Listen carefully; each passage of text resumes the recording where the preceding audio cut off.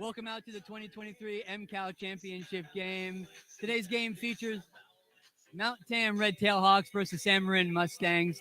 First pitch will be here in about 4:30, 15 minutes away. Umpire meetings are coming up.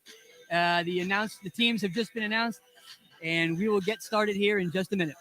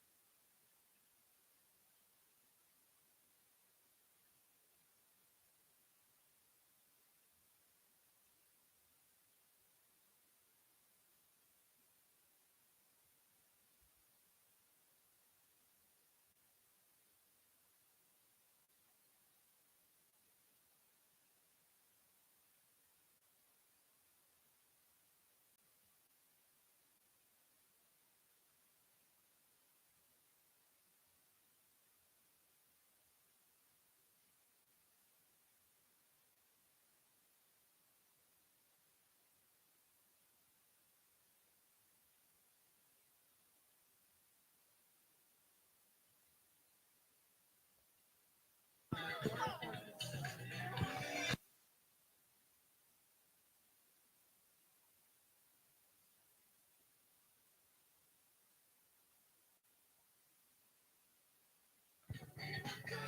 right, welcome out to the 2023 MCAL Championship game between San Marin Mustangs and the Mount Tamalpais Red Tail Hawks, the 3 and 4 seed from this year's MCAL playoffs.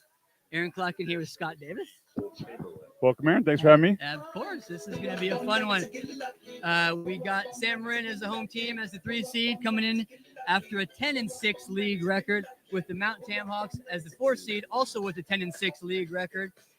We have on the mound today John Holtz for your San Marin Mustangs, Cole Chamberlain behind the plate, and Caden Dosa, who spun an absolute gem to get Tam here against MC. Scott, I know you had a front row seat to that game.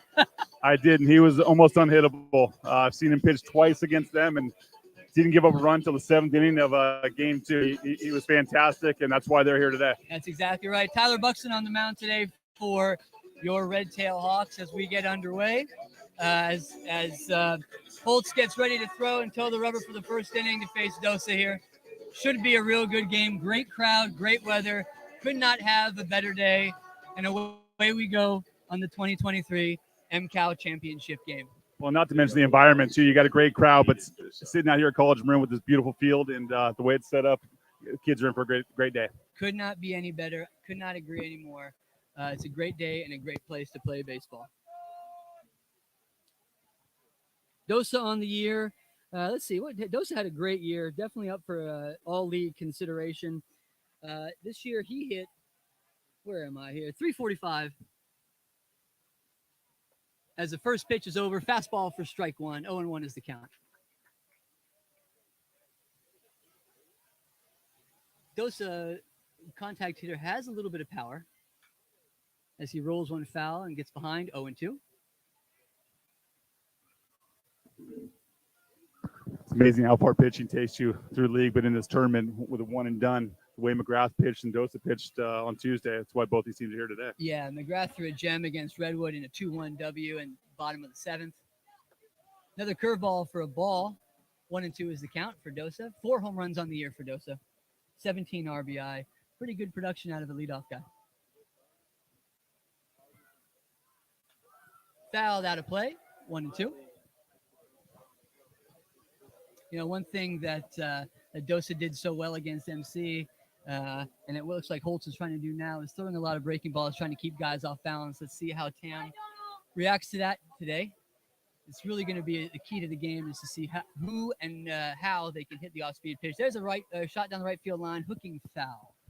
Yeah, the one thing that's coming to play a lot this year is pitch count, and Dosa starting off with a pretty good battle here, and as you only limit with your pitches, getting the bullpen seems to be key for a lot of teams. So good way to start. Absolutely right. I think 105 pitches is the max the kid can go.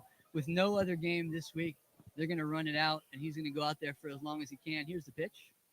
Curveball high for ball 2. 2-2 is the count. Infield and outfield playing straight away.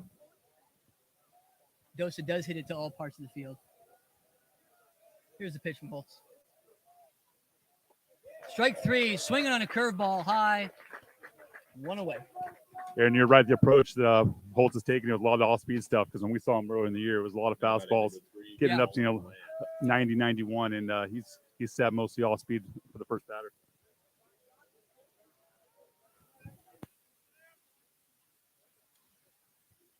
Colin Lamb takes ball 1. Colin Lamb hitting 289 on the year and a bunch of stolen bases. He's definitely speedy on the base paths, leading Tam with 11 steals this year. Really, really tough out.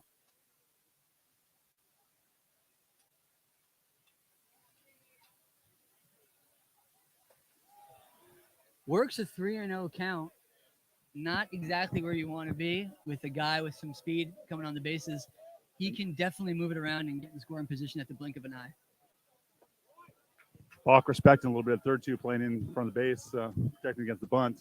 Absolutely.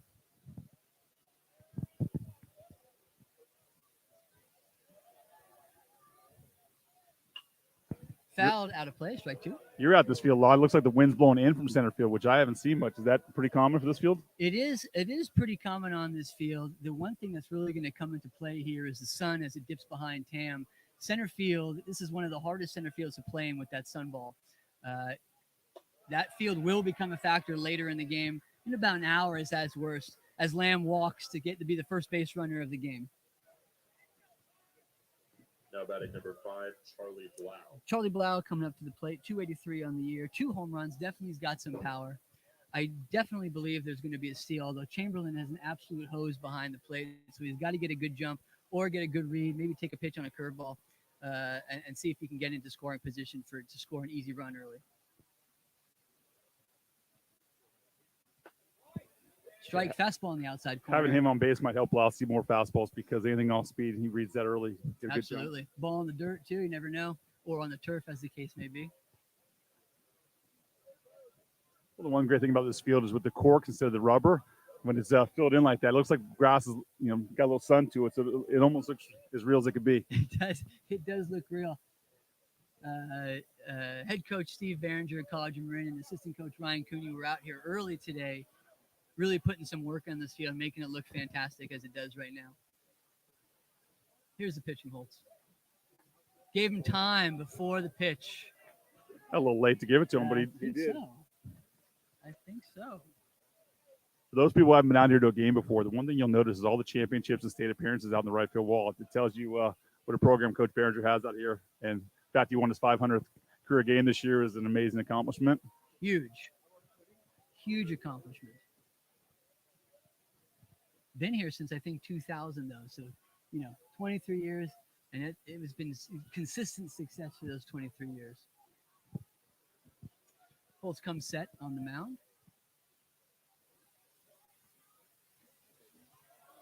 Ball low. 1-1. Well, this program's had so much success over the years, even before with Coach Endress and Coach Robinson after that. And Steve just played here and then kept it rolling. And it is an amazing place to play if you're looking for continue your career. Low, fastball low. Having a little bit of some control issues here, but he will find it. Sometimes, these pressure situations, you have a little bit of nerves. But usually after a few outs happen, your nerves settle down, and you just kind of make it another game. Picks off to first. Not in time. Third baseman still playing even with the bag. Never know if he's going to bunt, even though he is a 3-hitter and a power hitter. He still might try and sneak a runner over with some small ball. Decent sized lead over at first as he creeps bigger. Driven into the gap to deep left field. That ball's going to get down off the wall, one hop. Lamb coming around to score. Bernie is going to wave him in. Here comes the play at the plate. He is going to be safe. Yeah! 1-0 Tam right away. Let's go, Buckskin! Jumped on that one, got into the gap, and good way to start off. One run early. That's the problem when you work when you throw a lot of balls to start and you work behind. You're sitting on that bell tie fastball, and you did not miss that mistake. Well, we've got one out here in the first, and Holtz is already at 17 pitches, so I'm sure that's something Tam's aware of and trying to increase a little bit. Buxton has a little bit of power, too, with 2 bombs on the year. Definitely a big RBI guy also. 12 knocked in throughout the season. Hoping to help himself out as he's the starting guy on the mound today. Let's see if he can at least move him over and give Tam one more run.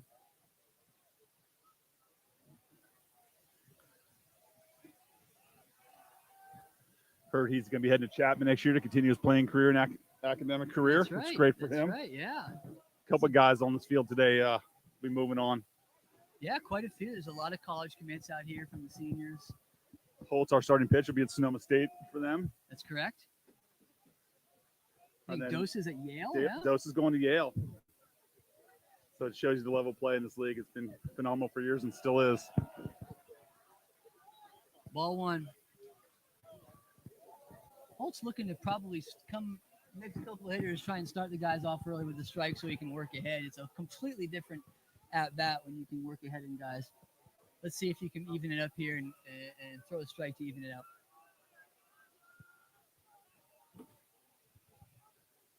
No, working high. A little high with that fastball. I think the more Tam can get on the board early too, with the way Sammer's been swinging at Shepard and Chamberlain and Martin have been swinging the bat so well. Get a big advantage early and put a little bit of pressure on them to try and do too much. That's a veteran move by Chamberlain right there, calling time and going to calm down his pitcher. You know, there's a lot of game left here in the first. You can't panic. You got to make sure that you just keep that heartbeat slow and just get out of the inning. Let's get these bats going for Sam Marin. It's probably what he told him out there. That's the beauty of having a veteran catcher like that. The coach doesn't need to burn a mound visit. He can go out there and work his pitcher and calm him down. Let's see if he fires a strike here. I'd guess one's coming right down the middle. Still just a bit high. 3-0, and now we'll be interested to see if he gets in the green light with his 4-hitter up and guy in scoring position. He's hit the ball well all year.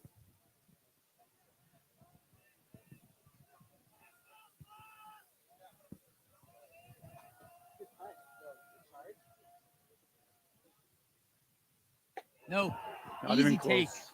Easy take. You know, with first base open, it's not terrible. Now you got outs all over the field. You know, mentally, he might be thinking he's in panic mode, but he shouldn't be. Got outs everywhere. Ground ball ends the inning. So he's got a chance here to turn something a little bit chaotic into, you know, in the dugout pretty quick. So let's see. He's got to work ahead here, though. He has to work ahead. Gets the signs from Scheffler at second, which are all about what kind of looks he's going to get, how many looks he's going to be there. Try and keep him close so a base hit doesn't score him. Bach reading bunt, playing in early, getting ready to crash. See what Tam's got on here.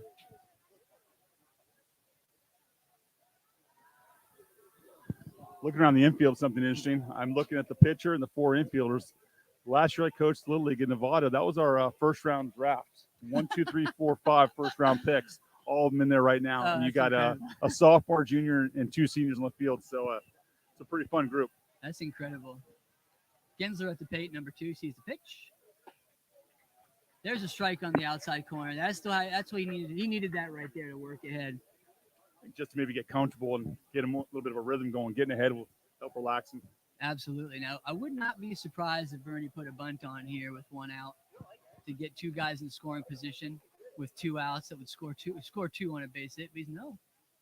Outside. 1-1.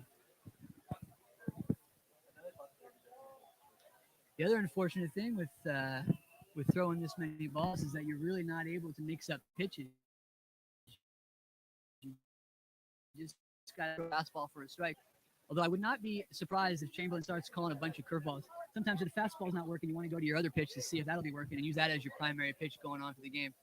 Well, and Chamberlain's so confident in his ability to block a ball in the dirt, too. Absolutely. 1-2 on a swing through fastball.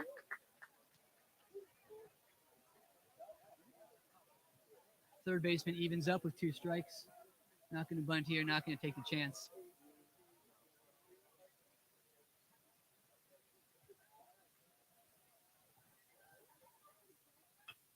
Fouled out of play. Another fastball. A little bit tardy on that one.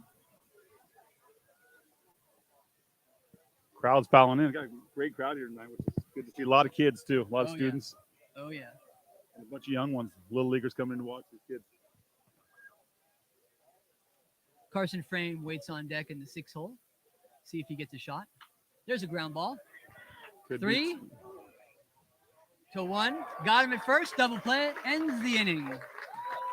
That could not have gone any better for Holt on that play. It's exactly what he needed. Ground ball, double play. Get him in the dugout after the first half.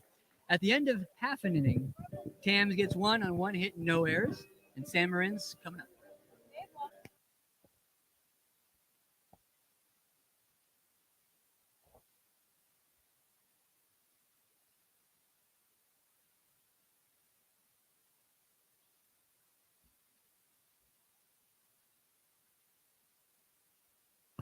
.26 pitches in the first. That's quite a bit. Again, though, that double play certainly helped the cause there. Get him off the field and get him back in the dugout.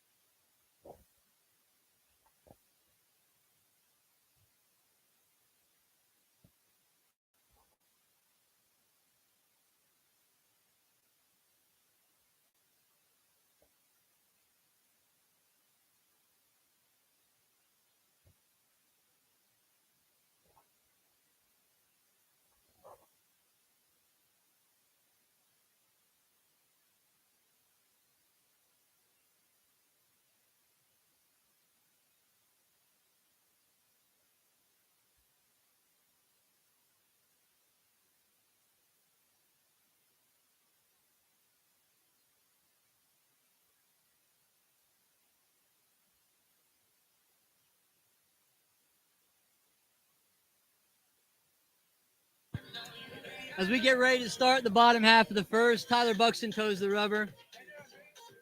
Buxton has a nice firm fastball, mixes it up with a 12-6 curve. Riley De Silva leading off for the Mustangs. Riley's had a great year this year, hitting 328 with a home run. Got some speed, has 8 stolen bases on the year as he steps into the box for the Mustangs half of the first. Riley missed some time early in the year. Talking to some people up at San Marin, getting him back was the key to their success because his ability to get on base in front of these big bats really kind of turned their season around. Yeah, showing bunt there first. I noticed third baseman was playing even. Not a bad idea. It's going to get that third baseman playing in. A hot shot down the line on this turf is going to be hard to feel when you're that close. There's that curveball in there for a strike. Working way ahead 0-2 right away. De Silva probably thinking right now, I just want to put the ball in play. Would not be surprised if this ball is out of the zone to try and set something up. Fastball on the outside corner for ball one. If I'm hitting right now, I'm looking for a curveball in the dirt. Curveball slapped into center field. Center fielder makes a good break on it and makes the play. Good job hanging with that curveball, though. Kind of hung up a little bit, and he hit it exactly where he should have, right to center field. Just did not get down. Off the bat, I thought that ball was going to get down for a hit, and it hung a little bit, and center field made a nice play coming in to get it. Absolutely right. Josh Martin coming up. He's got some serious power, 3 home runs on the year. If he squares one up, it's going to be a long way, although right field at College of Marin does play pretty deep. Right center being the longest part of the yard. Foul ball, strike one. Started him off with a curveball there. Let's see if they work him backwards here, going curveball with an out pitch going fastball. I'd argue he may be one of the strongest players in the league. I mean, he is absolutely put together and can really swing it. Very, very strong. Very strong kid. As evidenced by that one fouled straight back, was not missing that fastball. Again, though, Buxton, to his credit, gets ahead early 0-2. Now he has time to play where he's going to put this pitch. Curveball in the dirt. That's an excellent 0-2 pitch. Don't want to put anything too close. You don't want to try and groove one for strike three. Try and have him swing out of the zone. Did that beautifully on that.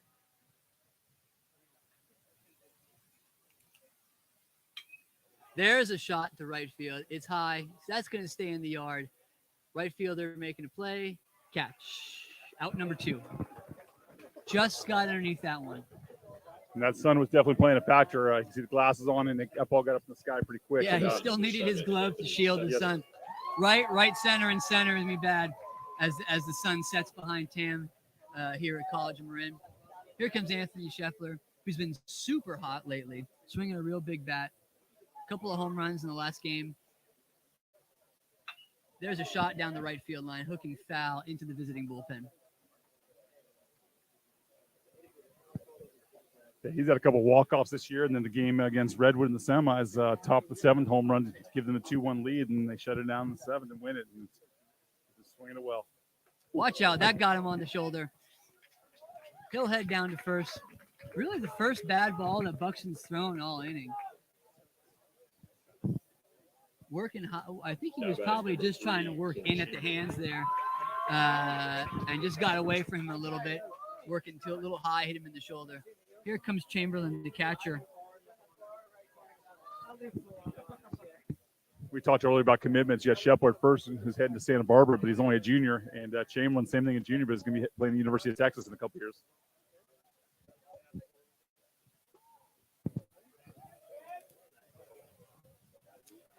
Ball one. Scheffler digs in. Over at first, taking a nice lead. Chamberlain readies for the pitch. Pickoff attempt. More than anything, I think just keeping him close. Don't want him to get in a scoring position with 2 outs. A base hit ties the game. Well, in this team more than anybody else, can get on the board so quick with one swing of the bat. So keeping guys off base help you out because a solo home run, evens it up. A 2-run home run, yeah. You're trailing again. He checked. Apparently, he did go around there. Crew chief Eric over at first base made the call.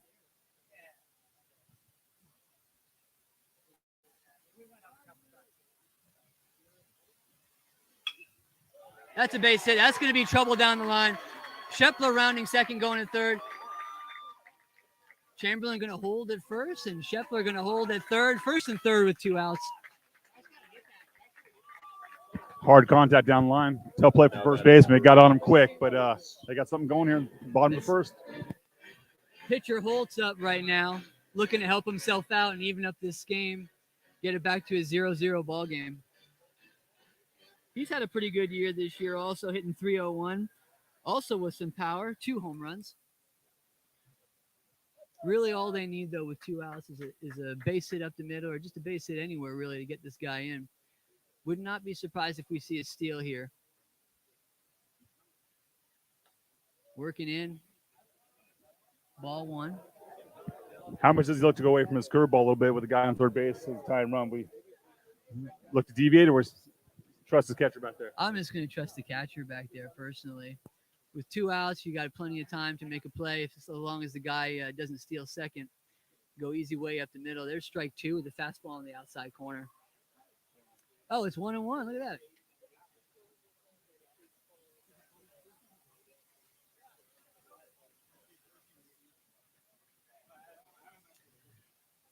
Not a bad time to steal on this pitch here, as maybe a curveball's coming.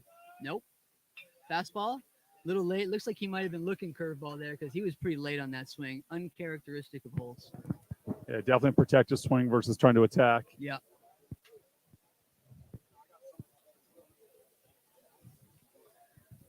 Holtz getting his signs from Jamie down the third base line. Head coach Jamie. Also not a bad time to steal here. Possibly a curveball in the dirt.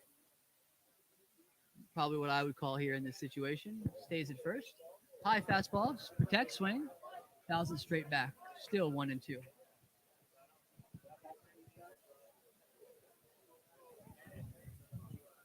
No sign of Shepard looking to steal second here. I guess we can leave it up to Holtz and drive Shepard in.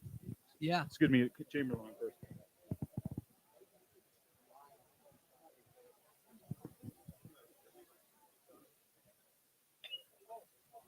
Slower hit, ground ball to third base. Throw across the diamond. Ends the inning. 1 hit, no runs. Heading into the top of the second.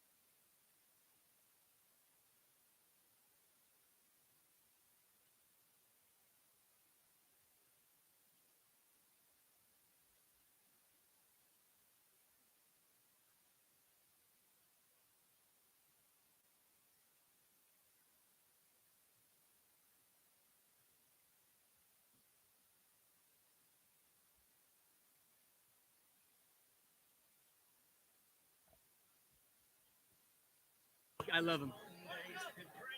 Starting the second inning, Tam's got 6, 7, and 8 up. Carson Frame Now batting for the Hawks, number 1, Carson Frame. jumping in the box right now to face Holtz. Frame hit 269 on the year, 11 RBIs, a double, and 2 triples, so he's got some wheels. Stole 9 bags as he takes strike 1 to start the at-bat. Heard he's hitting at Colby College next year to keep playing. Oh, is that right? I heard that today from one of the Tam parents. Gave me that That's info. Another guy moving on. That's great. Falls behind 0-2. Go Holtz. Got to shorten up, put the ball in play here.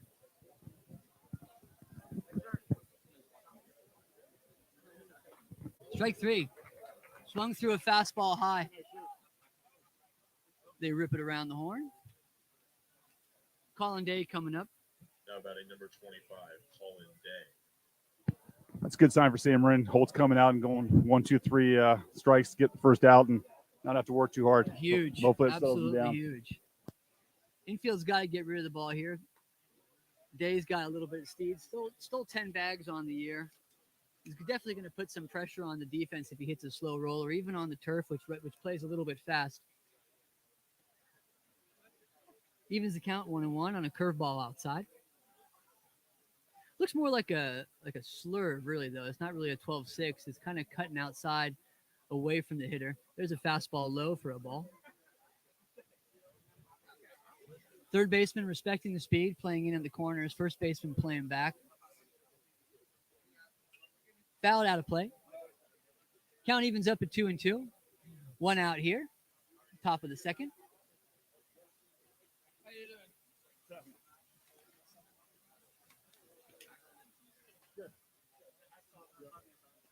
Strike 3 on a curveball in and low.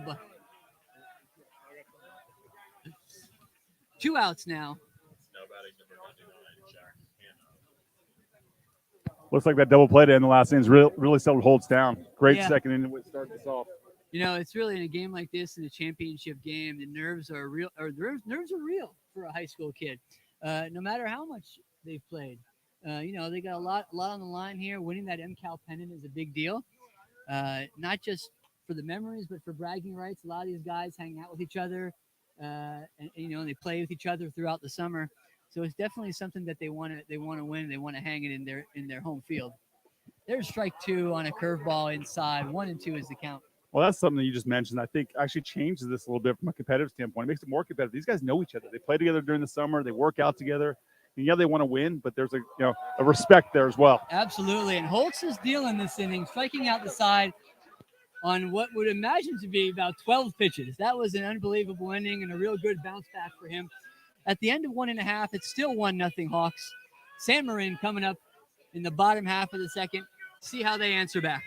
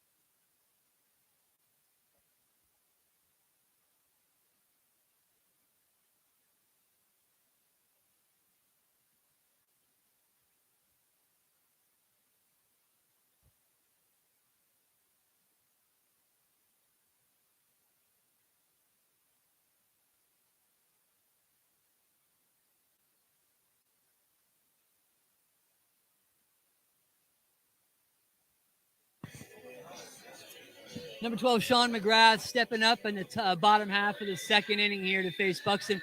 McGrath, a sophomore, really very responsible for San Marin being in this position today, throwing an absolute gem against Redwood Tuesday of this week.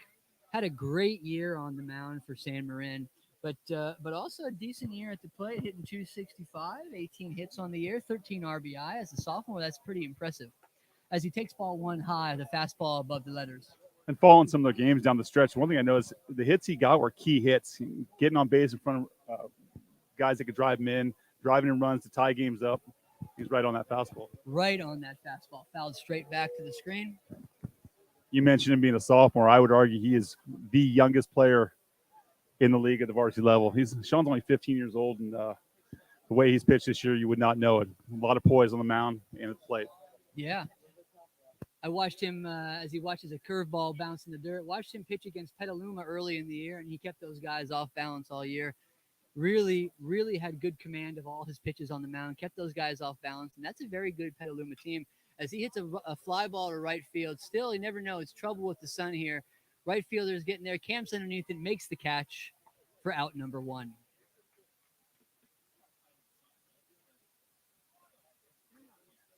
Now batting number 13, Hayden Duvall. Hayden Duvall steps up, hitting 306 on the year. Stepping into the left side of the box, looking to get on and try and get on base for the bottom of the order. Hopefully to turn that order over and get the top guys coming through again to try and score some runs. Looks at a fastball in and at the knees for strike 1.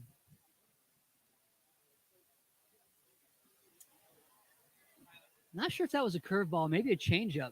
Yeah, it looked like a changeup with a little die at the end there. That's a great pitch. I think that might have been the first changeup he's thrown all game. He's been relying on his curveball as his number 2 pitch. There's a fly ball. That's going to stay inside the rim at third base. That's a tough play. Makes it just like they drew it up at practice. A little bit of dance, not too bad. 2 outs. Now batting number 9, Yeah.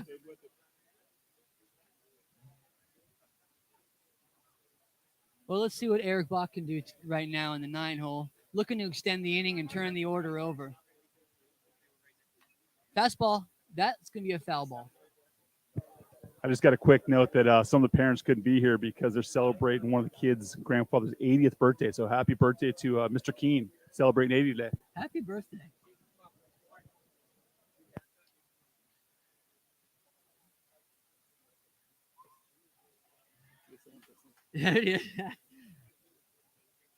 There's a fastball for strike 2. Scoreboard's got it wrong here. I believe it's 0-2. Curveball in the dirt. There's ball 1. He does a great job with that ball coming out of his hand and hard to pick up to the last minute. Keep these guys off He balance. did what he really needed to do there. He doesn't want to put something in the zone. There's a curveball that was hit right to the shortstop. Dosa makes the play. Dig at first base. That he got him. Great dig over there at first. Way to end the inning. 1, 2, 3 go the San Marin Mustangs as we wrap up the bottom half of the second. Still 1-0 Hawks here in your 2022-2023 MCAL championship game.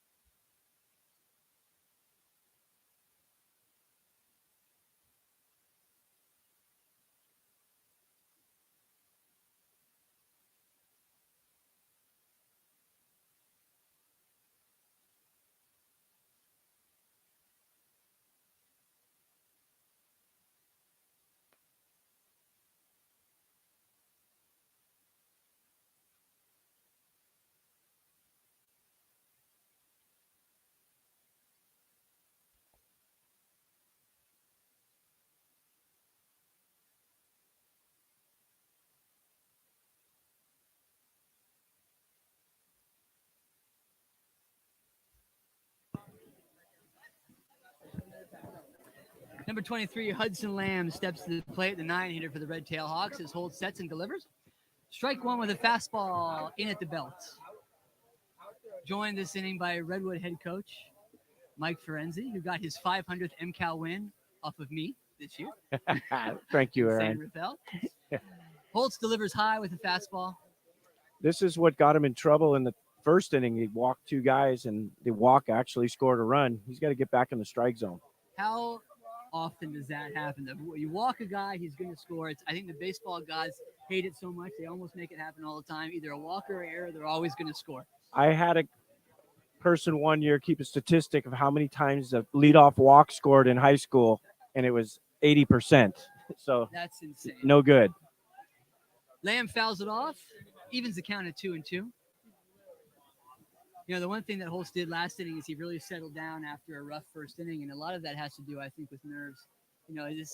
This is probably more people than he's pitched in front of his entire life. There's a good 1,000 people here today, I'd imagine. As curveball skips in the dirt, Chamberlain with a nice block, full count here. No, I agree. To get out of the first is big for all these, for both pitchers. Lamb digs in. Here's the pitch from Holtz. Fastball, ball 4, in the dirt. Not what you want to do to start an inning.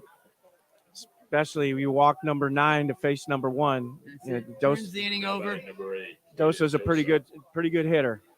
Yeah, a lot of power. Interesting, not often do you see the leadoff guy lead the team in home runs, but that's the case with Dosa, who's got 4 on the year. Hitting 345, got 100 plate appearances this year, so it's no fluke. He's seen a lot of pitches. Interesting to see if he goes here. You think maybe he'd go because he's going to see a lot of curveballs, but with Chamberlain back there, you better get a good jump or you're going to get hosed. No, good point. I don't think they're going to bunt him over here, with, like you mentioned, with the power he has. Maybe a hit and run.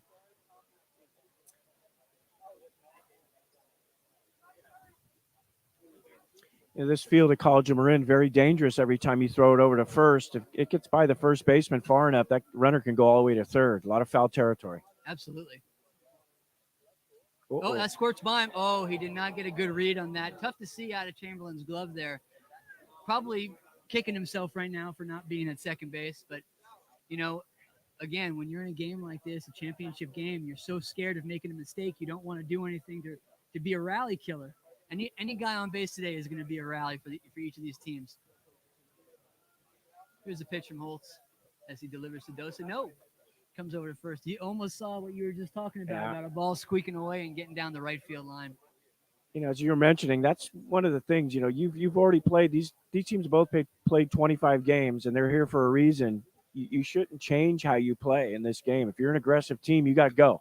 Absolutely. He fouls one right off the plate and comes back here. Home plate umpire made the call real quick. I've always told my players, it's a championship, but it's just one of 25. There's more people here. There might be a bit more on the line, but it's still a 7-inning baseball game. That's absolutely true. Absolutely true. Got to play loose. Just got to have fun. That's driven down the right field line, but it looks like it's hooking. Dosa ends up in the visiting bullpen. Count stays even at 2-2. Nobody out. Lamb was rounding. Lamb was scoring on that one. He got a good jump off the bat there. No, I agree. He's a good base runner. I mean, he gets good jumps. He's got, I know he has a few stolen bases this year, but he's a guy that can run a little bit. If you get it down the line or in the gap, he's going to score from first. Absolutely.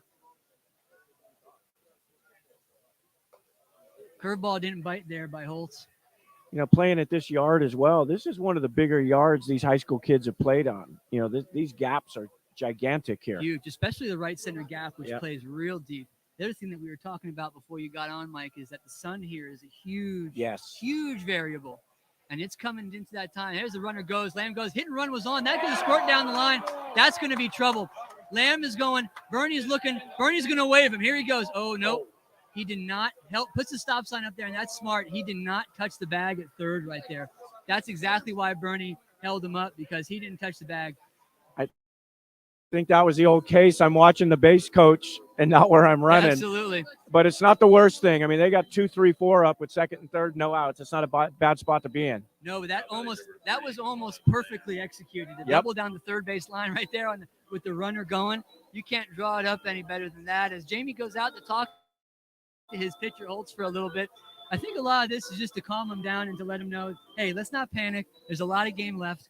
Let's just, we have good defense behind you. Let them work. Keep the guys here. We're going to play the infield in, I imagine, early on the game.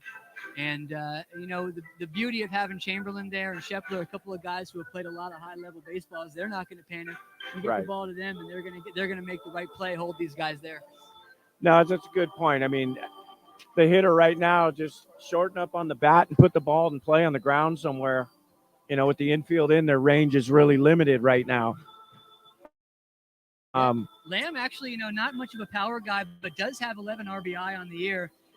You know, he puts a ball in the hole on the right side, and that's two guys are scoring. He's got some speed. Never know what's going to happen. This could turn into a big inning, but let's see what happens here. Holt's also kind of climbing up on the pitch count. I don't really think it's much of a problem right now since this is a championship game. They're going to run him out there.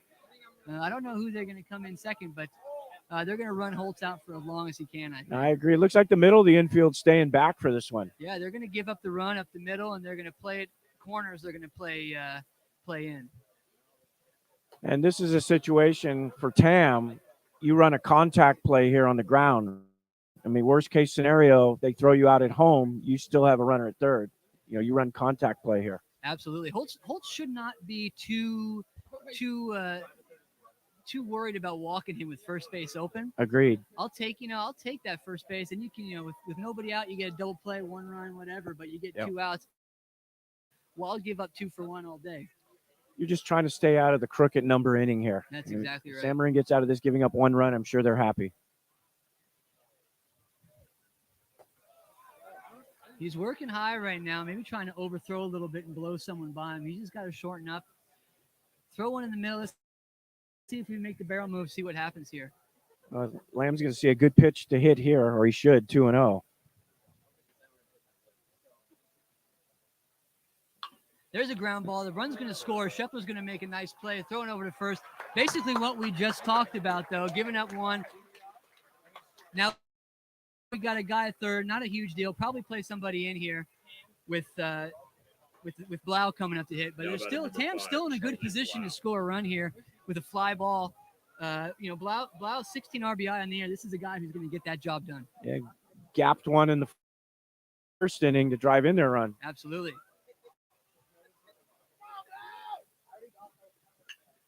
There's the run. There's the run right there. That's good baseball right there. That's good baseball. Yep. Infield back. 2-run score this inning on just a couple of little ground balls. That's all you got to do. All of a sudden, now it's 3-0. And not to beat the point, but the leadoff walk scored again. That's the way it is. That's just the way it is.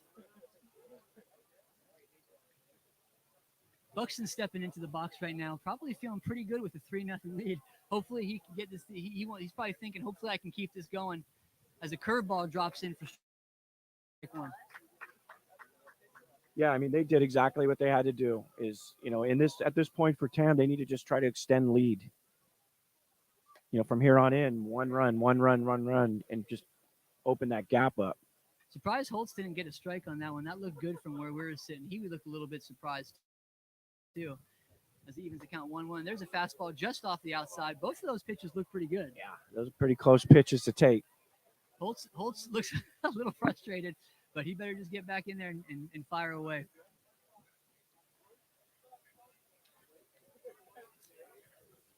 Holtzen delivers here.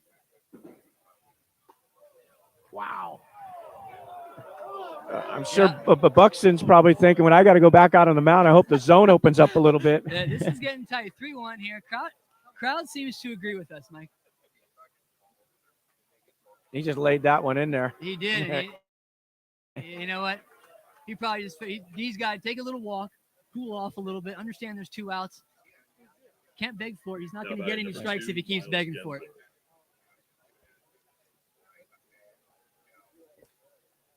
What do you think here, Mike? You run? You run at first base? The only reason I wouldn't run is because of my starting pitcher, and I'd be scared. I'd scared to have him slide into second on this turf and catch a cleat. Yeah, He'd be a long off season thinking about that one as a coach. Yeah. But you never know. You never know. You know, in a game like this, all those runs mean something, and you get a guy in scoring position with 2 outs, a base hit scores run. 4-0 is a little bit better than 3-0. Oh yeah, especially with the lineup that Sam Marin brings up there. Yeah.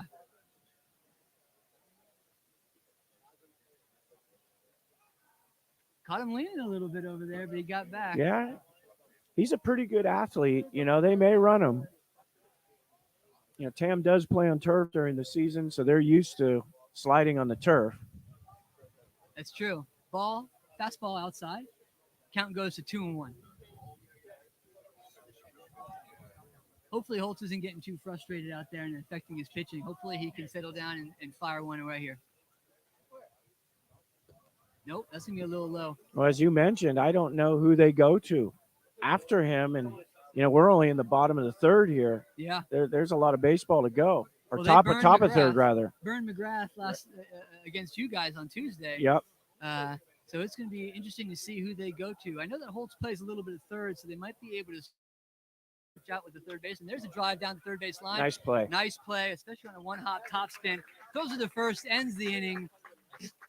Tam scores 2 that inning at the middle of 3. Tam 3. Marin coming to hit.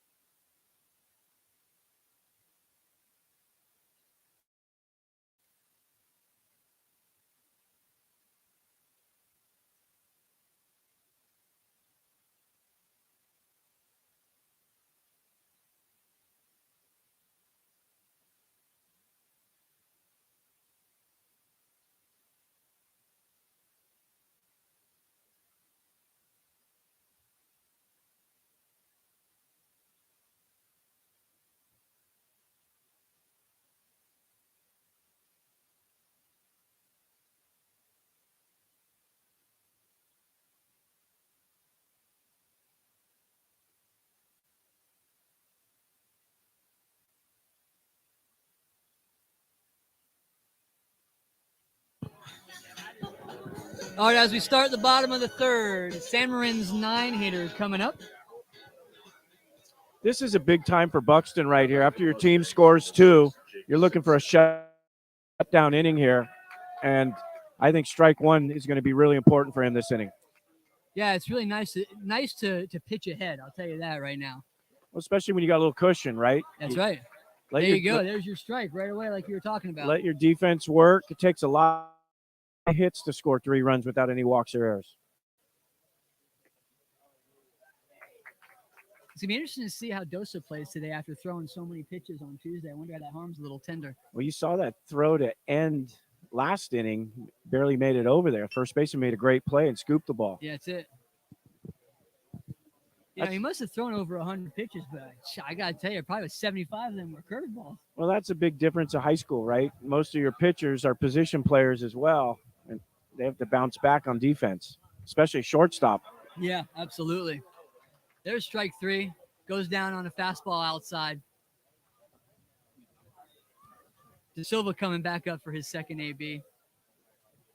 Now batting number 2, Riley De Silva.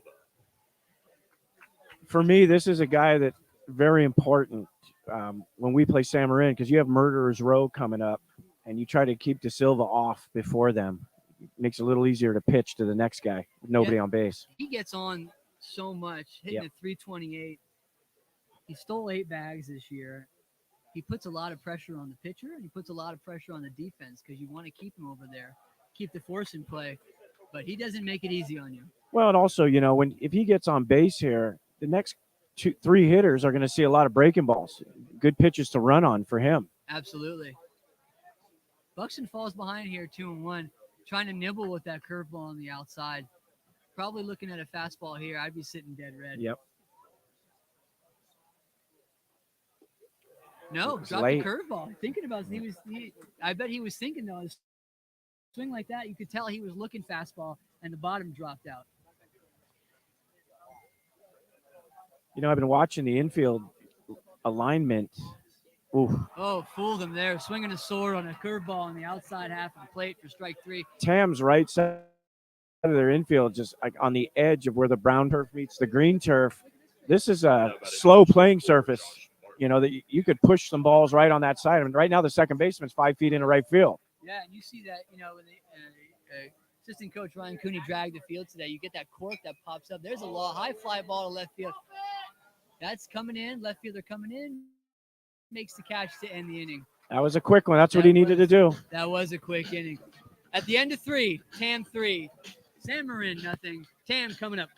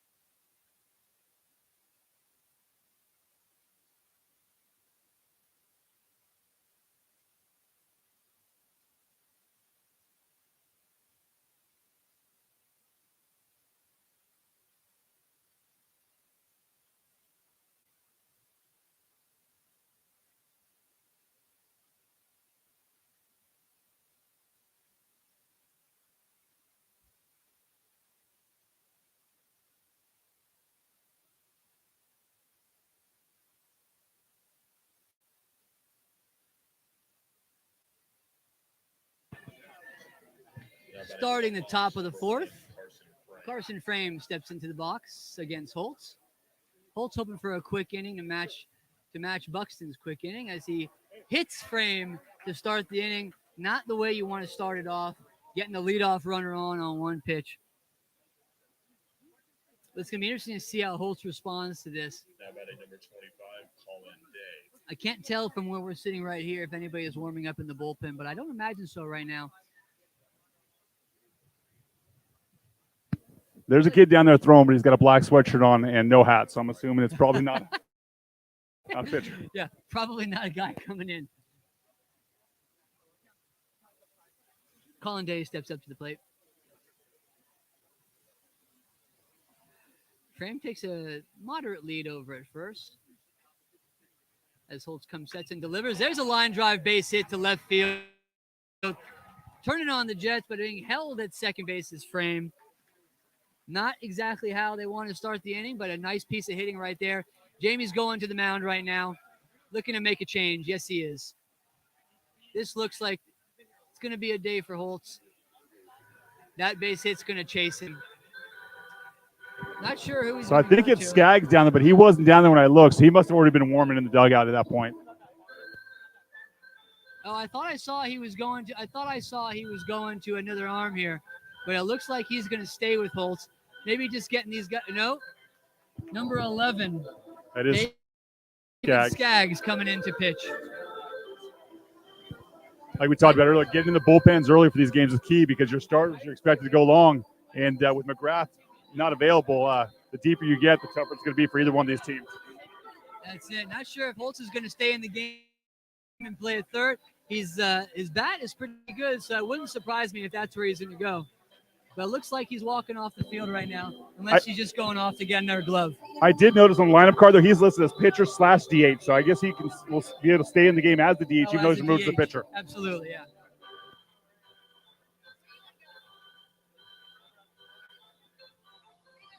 Well, Skaggs has had a nice year on the mound this year. Throws a nice fastball, also with a couple of good off-speed pitches as he gets greased up and gets ready to go. Now I wonder how this is going to be for him coming in relief of the guys on base, kind of like Colt started the game a little shaky because of the nerves. Guys coming in with guys on first and second, how he's going to be able to settle in right away. It's going to be interesting to see what Tam does here with runners on first and second. How aggressive Bernie's going to be. Is he going to bunt two guys over to get two guys in scoring position, or is he going to let the guys hit? It's going to be interesting to see how he plays that out. With the way they played it last time with getting those guys in once they got them to third base, getting them over and getting them in the same way would be key. So if they could bunt them over and ground ball to a score run for them. Absolutely. We'll see if they use the same strategy and keep the infield back, at least the middle back. You know, you want to try and keep it 3-0 is a game where you can still chip away one run an inning and get back into it pretty quickly. What you want to do here is try and avoid a big inning to make it a 5 or 6 run ball game.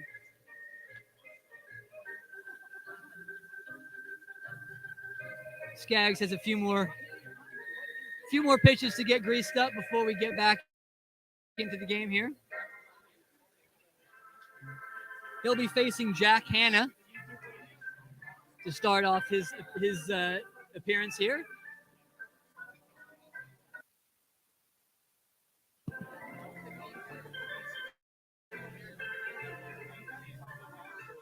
Really an unbelievable crowd here at College of Marin. People keep coming in.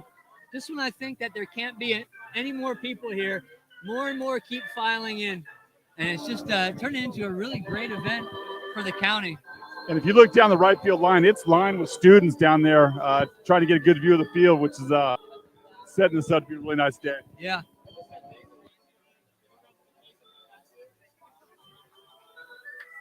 All right, we're going to get going here.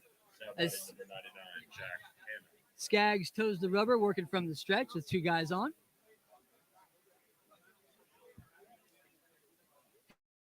And I took a quick peek down the line to see if Bernie was going to give him a sign. They must have talked about it beforehand. Nothing was given. As he comes set, first base playing in, expecting the bunt. Not a bad idea to check back there in case something was on, like a bunt and run to get guys moving. Third base looks like he's going to hold and read the play. Most likely pitcher is going to cover the third base line. First base crashing with the second base covering one here. He's not even going to hide it. It's the bunt coming. He's going to move guys over. Bernie's looking for a big inning here. There's a bunt. That's not how you draw it up. Foul ball out of play.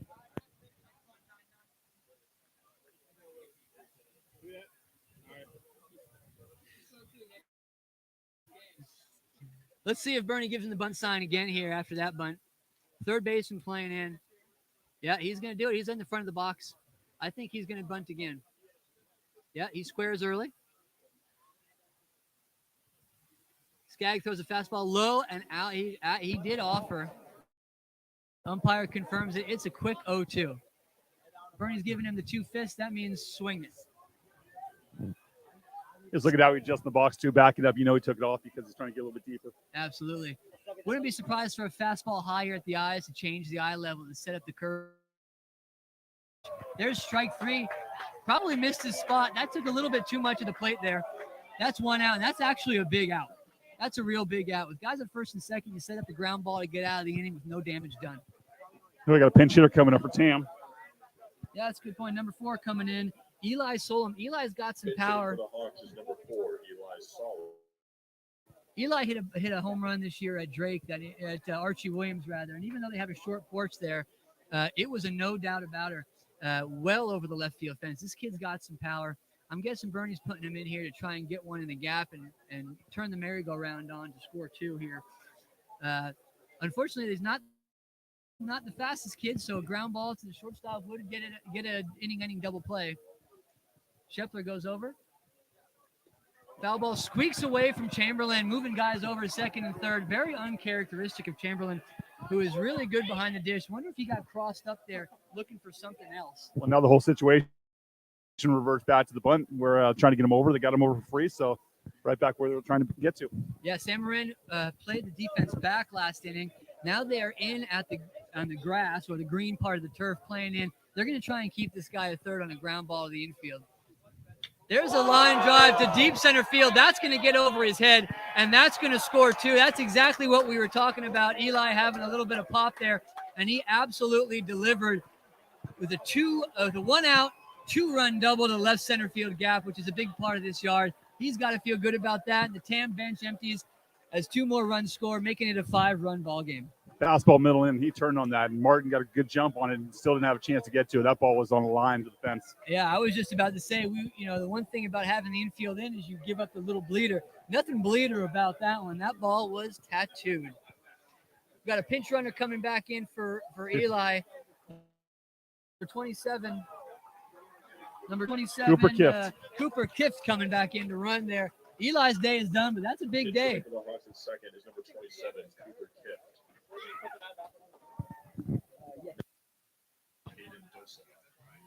Dosa coming in to continue the damage. Hopefully here, try and score the guy from second with 1 out. Skaggs has to stay calm here and try and get out of this inning, minimizing the damage.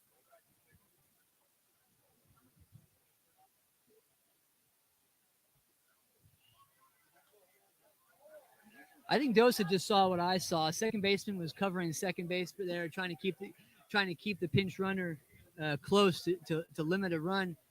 Big hole on the right side of the field. He tried to keep that front shoulder closed and poke one through the right side of the infield. Let's see if he does that again. It's a huge hole over there. Such a smart player. Yeah, going to Yale, he's no dummy. That's sure. But just seeing McGrath break the bag and try and stop the ball through that side, get that run in big for them. Scheffler's got to stay over there to guard the hole and left with Dosa hitting the ball that way. There it is on a hang and curveball. He wants that one back. He knows he was a little bit early on that as it squeaked down the third base line for foul. Working behind 0-2. Now he's way ahead. Now he doesn't know what's going to come. I always like to mess with the guy's eye level. If it's me, I'm throwing a fastball high around the letters here. It's a hard pitch to hit. It also sets up a curveball with changing the eye level. But let's see what Skaggs throws to try and get Dosa here with an 0-2 count. Hopefully not too much at the plate. There's the curveball. He sat on it, fouls it up. Chamberlain back. That's going into the seats. Watch out.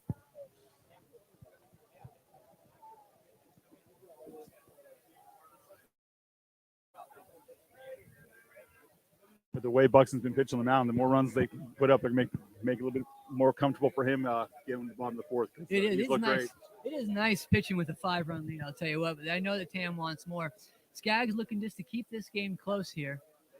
Here's the pitch to Dosa. High fastball. There's the one I was talking about. Would not be surprised to see a curveball right around the belt here. Keep it in the eye. You keep that curveball high, and if he can get some bite on and it drops into the zone, that's going to be a strike 3 look, and that's going to be a big boost for the San Marin motivation here. There's your curveball. Stays a little low. Scheffler parked underneath it, and there's out number 2. Lamb coming up here as a 2-hitter. Base hit here with the speedy base runner at second. You still got a chance for a run. Lamb's just looking to put one over. He'll put one into the green of the outfield right here. Let's see if he can get that done here with 2 outs and put one more on the board. Skaggs obviously trying to limit the damage here. Get a ground ball someplace and get him across. Infield's going to have to hurry, though. Lamb's got some serious wheels. There's strike 1 to start it off. That's going to help. Tam's got to feel pretty good about putting 2 runs on the board so far with the bottom of their order. Now they turned it over to 1-2 to get those runs in and still have the part of the order coming up after this. It's a nice bonus for him. Skaggs got the sign from Chamberlain. Saw something he liked. Shook. Here comes the pitch. Curveball. That's a barrel, but hit right to the second baseman for out number 3. That's just baseball right there. Can't hit the ball any better than that. Sometimes you get them, sometimes you don't. At the middle of 4, Tam puts up 2 more runs. It's 5-0 to San Marin coming up in the bottom of the 4th.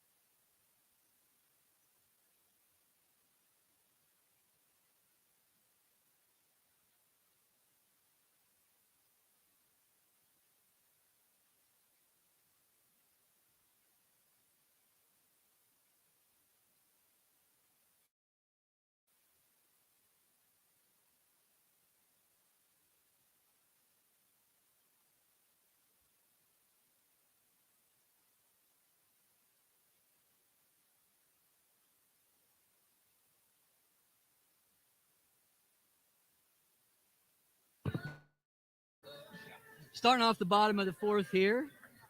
Now batting number 7, Anthony Shepard. Shortstop Anthony Scheffler comes to the plate, looking to start off and get on base here and try and score a run, get on the board for San Marin. He takes ball 1 outside, way outside.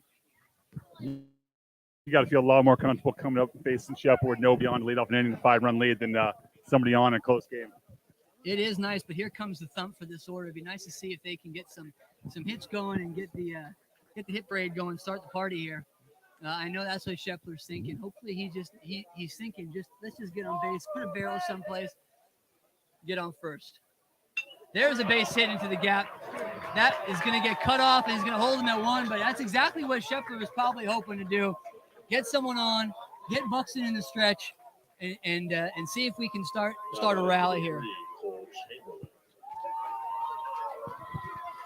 Ball was barreled up, got cut off, but ball hit hard. If he would have elevated that, he'd still be running. That's the beauty, though, of working with a 5-run lead is you can fill it up with a fastball and get on whatever. You can pitch again and kind of nibble here as he just fouls one off right on top of that fastball. That could be a car. Nope. Almost got the food truck. We got a couple of food trucks here today. A taco truck. I see people walking around with tacos. Smells unbelievable out here. If you haven't come out here yet, come on out. It's a great game. Still a lot of game left as we just started the bottom of the fourth. Cole Chamberlain takes a fastball on the outside black. That was a really nice location on that fastball right there. Nothing really you can do with that unless maybe foul it off down the third baseline. Now we're way ahead 0-2. Let's see what Buxton's going to throw here. That leadoff single, too, as a coach. You got to feel pretty good about that versus anything free where he walked and start the inning because he put it in the strike zone, he hit it hard, and move on to the next guy. Probably not the spot that Buxton wanted right there. That was a fastball right down the middle, belt high. Chamberlain wants that one back. He just missed that one. That was fouled straight back. Let's see what Buxton throws here. I imagine he's going to throw something out of the zone here and see if he can get Chamberlain to chase. Throws it over there, keeping Scheffler close at first. Not a bad time to steal here, an 0-2 count after throwing a fastball. Probably got a steal sign on or at least a green light, looking for a curveball. There's something off speed to get a good jump. He's got a big lead at first as he comes set and get ready to deliver. That's going to be a gapper. Scheffler had to read that one in case it was caught, but he's going to round second and go to third. Here comes the play, cut off by Dosa, safe at third base. Go. Now he's stuck. Scheffler got caught there, trying to be a little bit too aggressive. Play at the plate, got him. That's out number 1. Never want to do that. That was a mistake by Scheffler. So he read that throw to third as going over the third baseman's head. Firestein fell on him, and it looked like the ball got away. Shepard jumped up heading home, and Firestein held the ball in his glove. Easy out for the plate. And so instead of first and third with nobody, we got a runner at second with 1 out. I understand Scheffler being aggressive there. That's just bad luck on that one. Just a little bit of bad luck. I think he thought it squirked away from the third baseman. He couldn't find the ball and wanted to be aggressive and tried to score. Fortunately, it was in the third baseman's glove. He made an easy throw home. Here comes Holtz. Trying to chip away here with the runner at second. Base hit scores him easy here. Chamberlain can run a little bit despite being a catcher. There's ball 1 outside with a fastball. Nice play, keeping that ball from getting to the backstop and giving up that extra 90 feet. If San Marin can chip away, get a run here, run there, you feel like you get a chance to get some guys on base and Shepard or Chamberlain or Martin up to tie this thing up later in the game. But yeah, definitely still a lot of baseball left to be played in this one. The bottom of the fourth, obviously the halfway point of the game, but you still got a lot of outs and a lot of ABs to try and chip away and get some runs. This game is far from over. The rally music going here.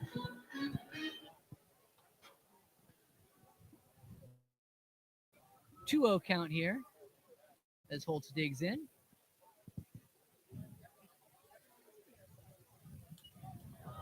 He definitely wants that one back. That's a high fastball just above the belly button. That's one that you can drive. Just missed it. As you saw, he fouled it straight back into the screen. When that happens, it means you literally just missed that one from driving into the gap. I'm watching Firestein over third base, and on that slide by Shepard, I think it shook him a little bit. He's trying to get stretched out, and his hips loosened up a little bit. I know there was some contact, and I think he's trying to figure out, take a little inventory. It was a bang play over there, and I wonder that's what Scheffler saw that and felt that, obviously, and maybe thought that ball squeaked away. Here's a pitch. That's a strike on the outside corner. Way to even the count at 2-2. Not sure Holtz agreed with that one. He's probably thinking, how come I didn't get that one when I was pitching? But that's the way the cookie crumbles, and that's what's going to happen. I got the second baseman holding Chamberlain on second. Huge hole on the right side if you want to go that way. Huge hole on the right side. They had the same problem last inning when the tables were turned there. You got to respect these guys on San Marin and actually on Tam also. You got to respect the pull side. Let's say make them hit it. If they're going to work them outside, good. Cruz Wexler from Marin Catholic with his amazing debut on the mic. That's a foul ball. That's a big-time hang with him right there as it hits off the knob of the bat.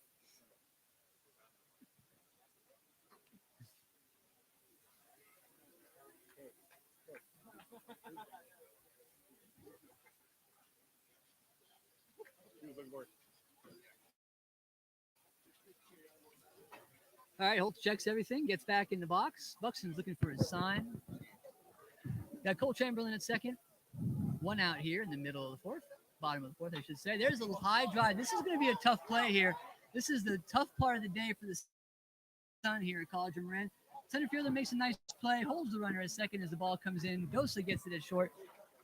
We got 2 outs. They talk about this being a game of inches. That last pitch that Holtz fouled off, if that hits him on the hand or on the arm where it just missed him, you got first and second, 1 out. But instead it's a foul ball, and now you got to fly out to center and 2 outs and the runner on. So game could have changed drastically just on that one pitch. It's actually a big spot for McGrath right here. He's come up clutch quite a few times this year, so it's possible he does another one. A base hit here and scoring a run is a nice momentum boost for the San Marin Mustangs. It would be a really nice way to end the fourth here and putting a run on the board as he takes a fastball high around the eyes for ball 1. Buxton comes set.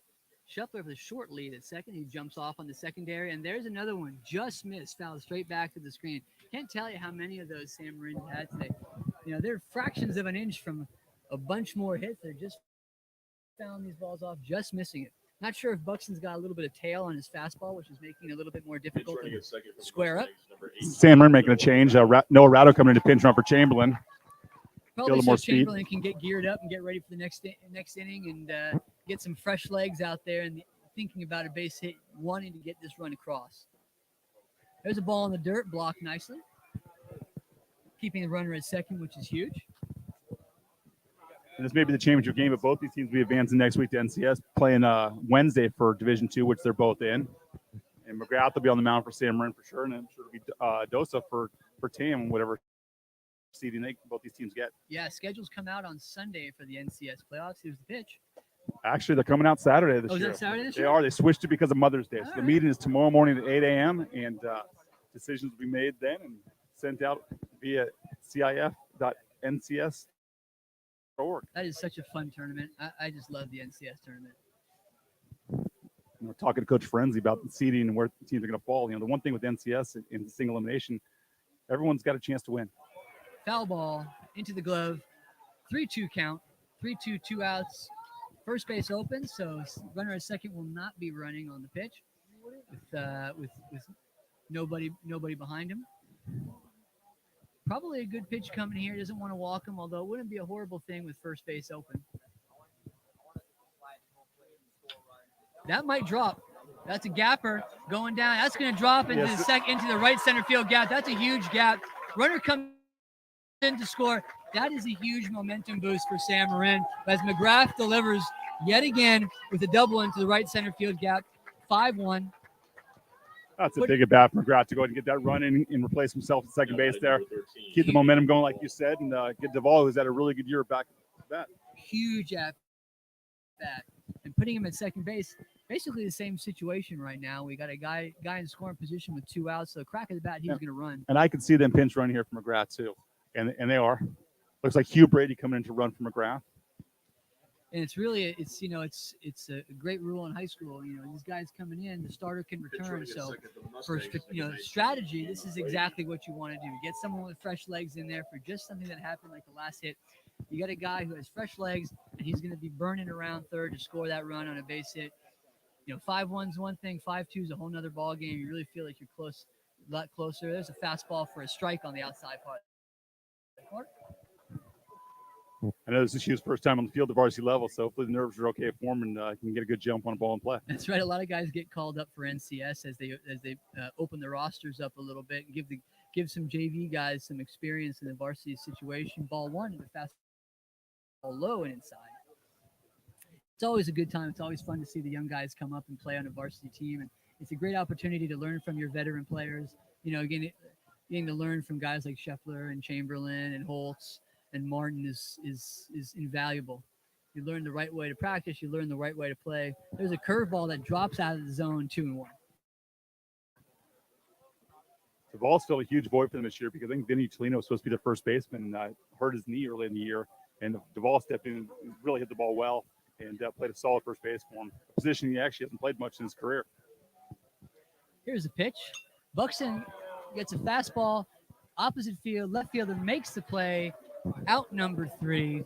But at the end of 4, Sam Marin gets on the board with a clutch double by McGrath, 5-1. Hawks as we head into the top of the 5th at your 2023 MCAL championship game.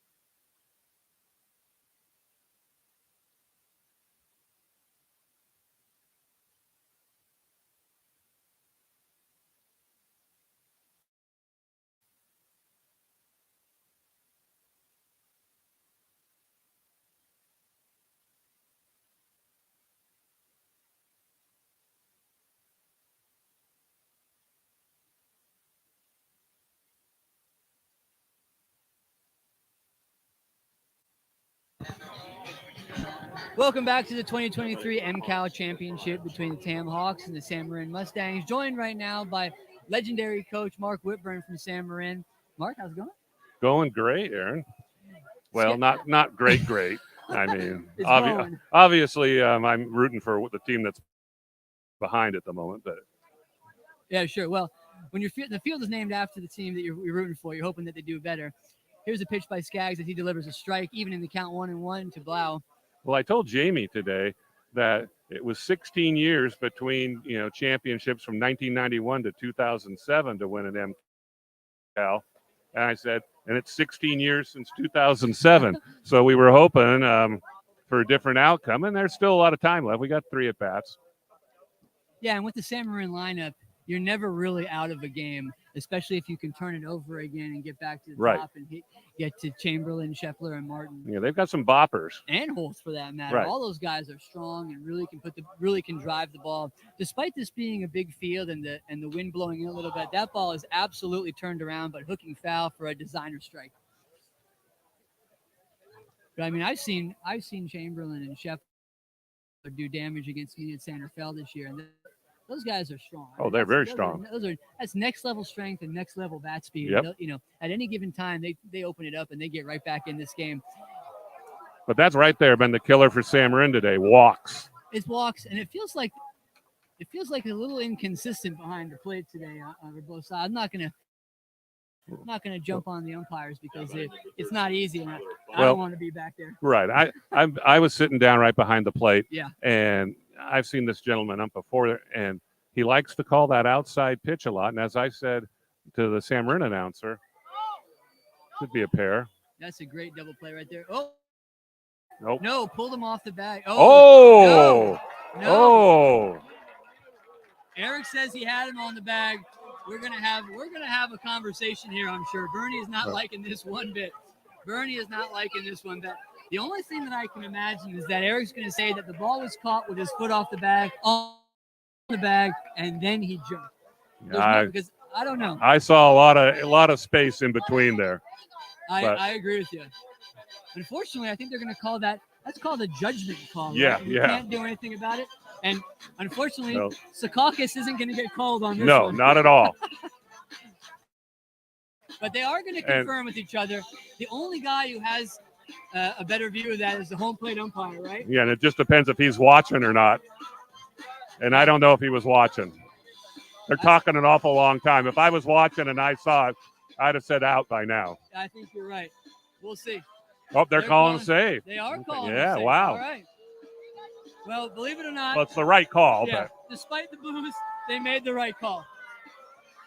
And that's okay. Jamie's gonna get his opinion heard right now, and they're gonna call it. Well, that's what you actually want. You want the umpires to get together. Right, exactly. And that's what they did. I mean, this is a championship game. There's a lot on the line, and you just can't let a call like that go. No, you cannot. But San Marin, they've just walked too many guys today. Yeah. And the free passes killed them. Absolutely. That really, that was really a tailor-made double play. You really want those kind of plays to be made in a game like this, because that's another momentum shift, and you get the guys back in the dugout quick. You get hit, and there's that outside pitch that you were talking about. He likes that fastball. He loves to call that pitch, and he calls it for both sides. So there's not much you can say. No. Long as why he's consistent, I would keep my mouth shut, if I'm in the dugout. But if it's only one side, and I'm the guy that it's not on my side for, my mouth is moving. Now, what do you think here? You got a 4-run lead. Are you going to bunt here to try and get a guy in scoring position? I would. Get that run back? I would. I think so too. I think I would also, just to try and get that run back. Get the run back, and right. Lead. Well, you put the pressure on a team to make a play. Yeah. And you're right now, San Marin, behind in the game. Oh, yeah. And but I'd bunt right here, first and second. Yeah, to get guys at second and third, and then a base hit scores too, and that really puts the hurt on. That hit him right in the shoulder. That's not going to feel good. It'll feel worse tomorrow. Yeah, but if you win the ball game, it's not going to hurt at all.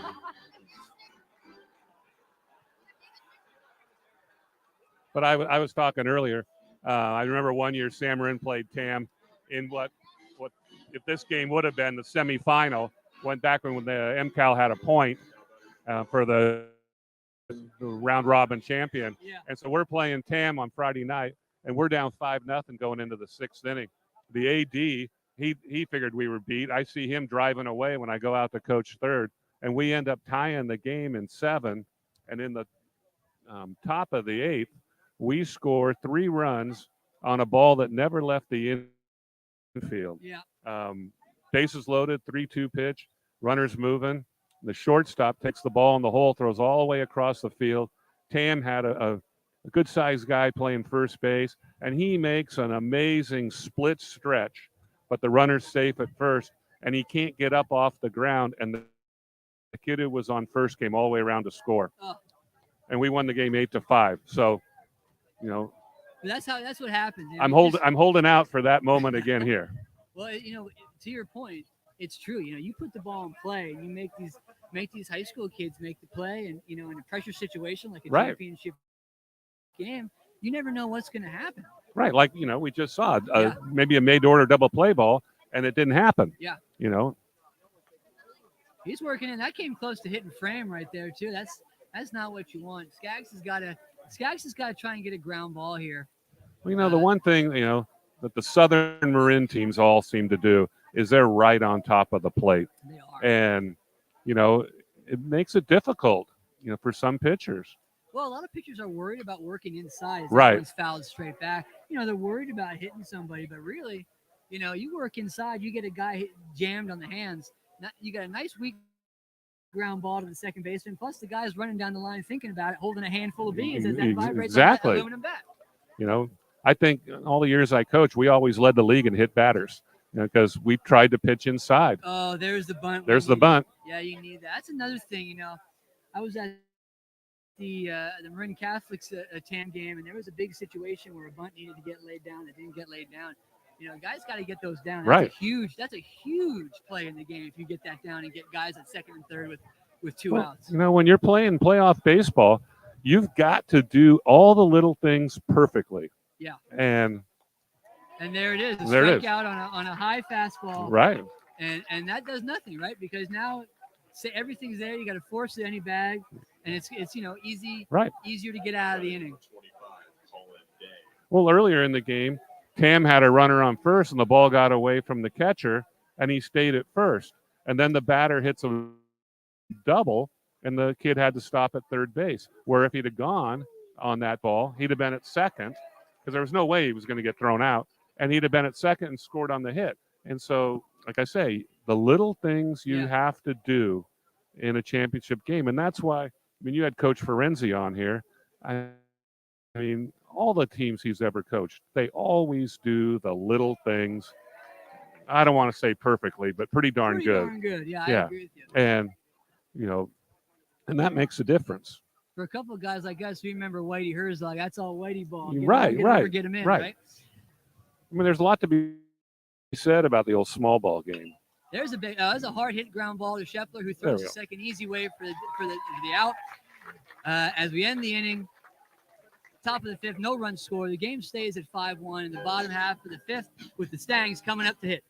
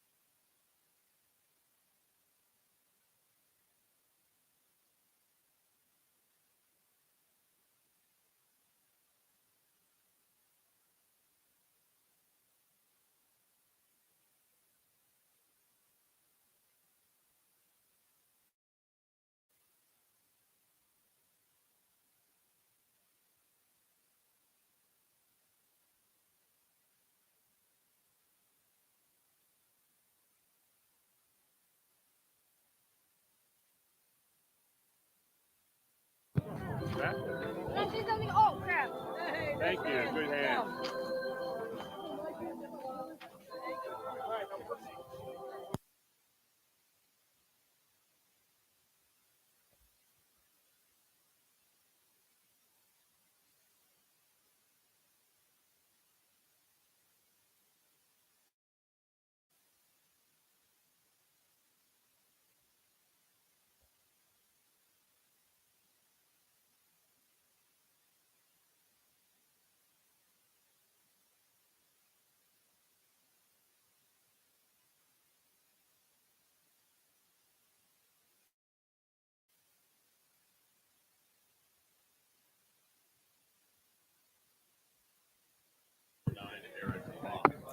Eric Bach steps into the plate. Buxton's still on the mound here. Again, in the championship game and a couple of days before NCS starts, you're going to, if he's throwing like he's throwing with a 4-run lead, you're going to run him out there. Dosa can't go today, so I don't know who's coming in next after Buxton if that happens, but they're going to run him out there. I'd be interested to know what his pitch count is. Well, if I'm Sam Marin, I'm going to try and make him throw a lot of pitches right now. Absolutely. Down 4, you want to get into that bullpen. Not a bad idea to show bunt there. Right. Bring the third baseman in a little bit. See if you can squeeze one by on a hard hit ground ball down the third base In side. fact, I'd take a little of Tam's offensive system and I'd jump right up on that plate if I'm a Samarin batter. Not a bad idea. Take away the inside, and Right. everything else you get drilled. Yeah, and give that kid something different to see when he's pitching. Absolutely. Well, he's got a 2-1. He's got a 3-1 count right now, so he's probably sitting dead red. Let's see if Jamie gives him the green light. There's the inside. There you pitch go. for ball 4. Okay, let's see if Samarin can make do with a leadoff walk like Tam has this Yeah. game. You know, you get your leadoff runner on. Chances are he's going to score, especially if it's in a walk. Now, I don't know about you, but I like to run. I like to bunt. I'm sending him here. I want to get out of the double play. Well, I just don't know how much speed Samarin has. Yeah. You know, I was talking earlier. You know, I used to like to right off the bat, first guy I got on, I'm having him steal just so the other team, you know, sees, hey, we're coming out and being aggressive, and they're going to maybe quit throwing the curveball so much when we get a guy on base. And the more fastball Samarin in history can always get, the better hitting they are. Absolutely. Bernie's going out to the mound right now. I'm sure he's just telling Buxton, look, you got a 4-run lead. Don't nibble. Just go after him. Make the barrel move. Let's get a ground ball. Let's see turn 2 and get out of here. Right. And let's limit your pitch count going forward. I'm sure. Make him swing the bat. Yeah, it looks like they got someone warming up in the bullpen down the line, but I can't really tell because of the fence. But I imagine he has someone down there right now. Probably has him on a pretty short leash. I'd imagine if we see 1 or 2 hits, they're going to yank him, get a fresh arm in there.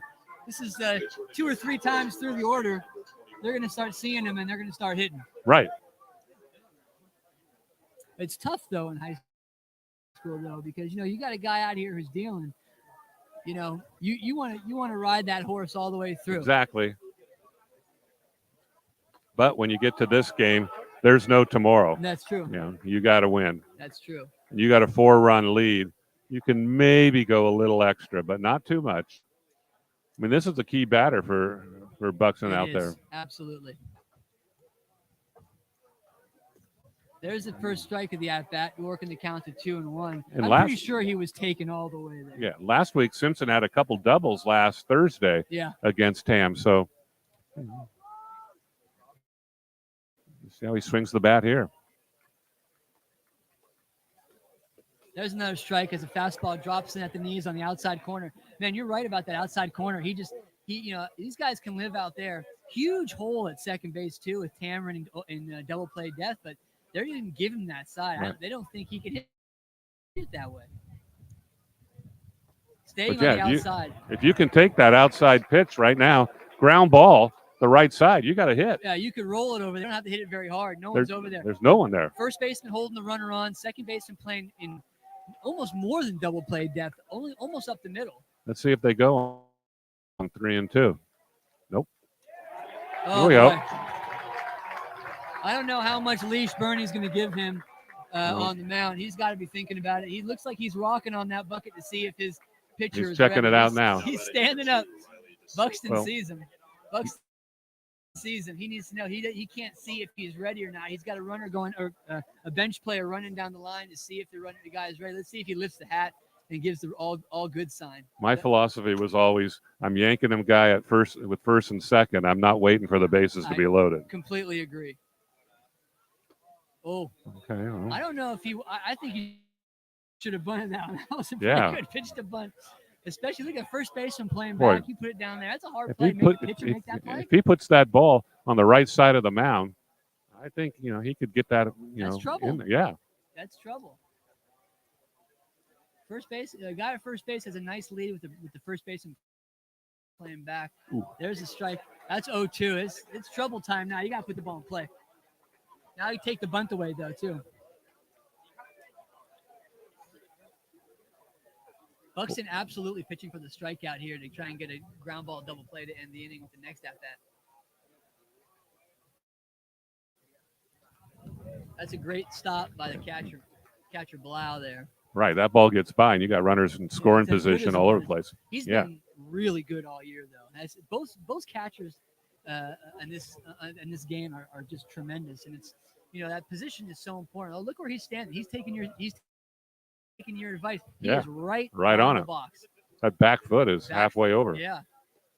Ooh, wow. That was close. Boy, That's too close with two shots. I don't know if you call that a great eye or not, but man, There's two coaches on the mic right now whose heart just dropped. oh, A K look, and that's not good. Well, it's 2-2, and here's the pitch by Buxton. Strike 3 on a fastball in at the hands. That's one out. That's big. that's a That huge is out. big. I mean, right there with no outs, you got some kind of productive at bat. You got to get the runners over somehow, some way, whether it's a bunt, ground out, fly up ball to right field. Somehow you got to get those runners over into second and third. Well, now here comes the thump, starting with Martin. Right. That's why that last at bat was so important. So big, yeah, absolutely. And wind looks like it's blowing out to right now. You get a ball up in that jet stream. This ball is going into the canal. Yeah. Wind is strong.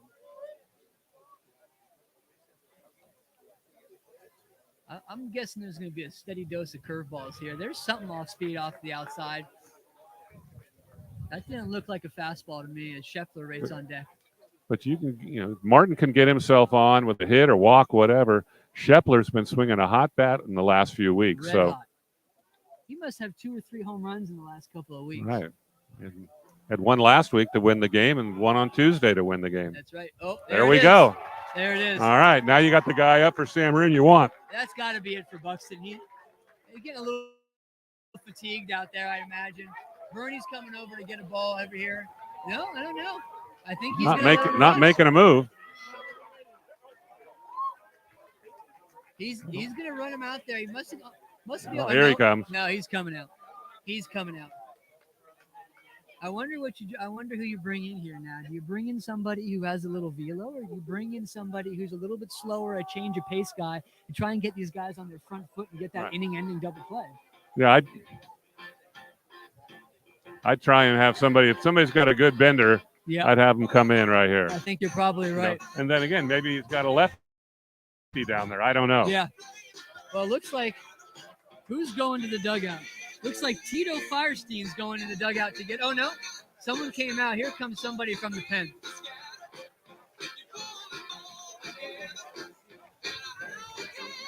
Good size young man. Yeah. Who is this? Number 9. Got Reed Hanna coming in. A sophomore. Yeah. Reed Hanna coming in to pitch, it looks like. That is number 9, isn't it? Yeah. Reed Hanna.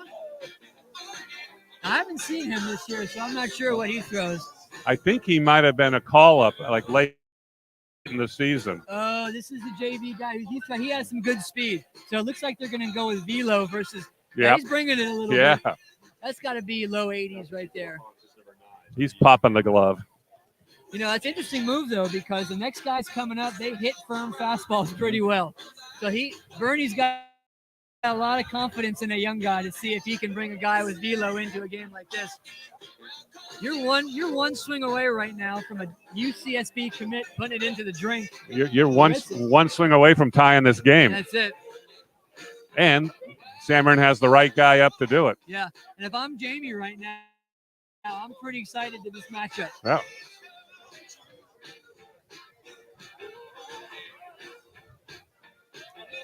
And I think, if I'm coaching Scheffler right now, I'll probably tell him, get in his ear for one pitch, and I go, you know what? For one pitch, why don't you swing out of your shoes and let's see what happens. Yeah. And then, you can shorten up with 1 strike or 2 strike, but why not go ahead and try and tie it up here? Can you imagine? Look at the crowd we have here. Can you imagine the San Marin crowd if he puts one over? Oh.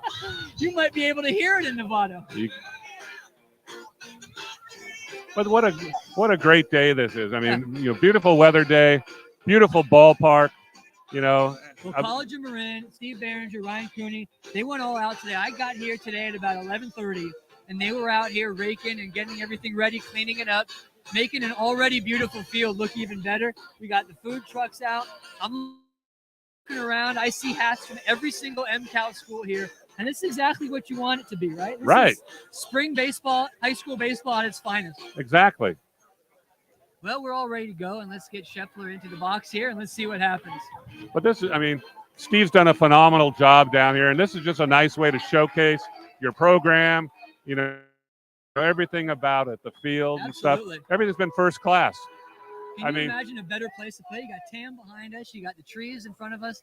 this is the first year I've ever seen a program for an MCAL championship Oh, game. it's amazing. They did a great job.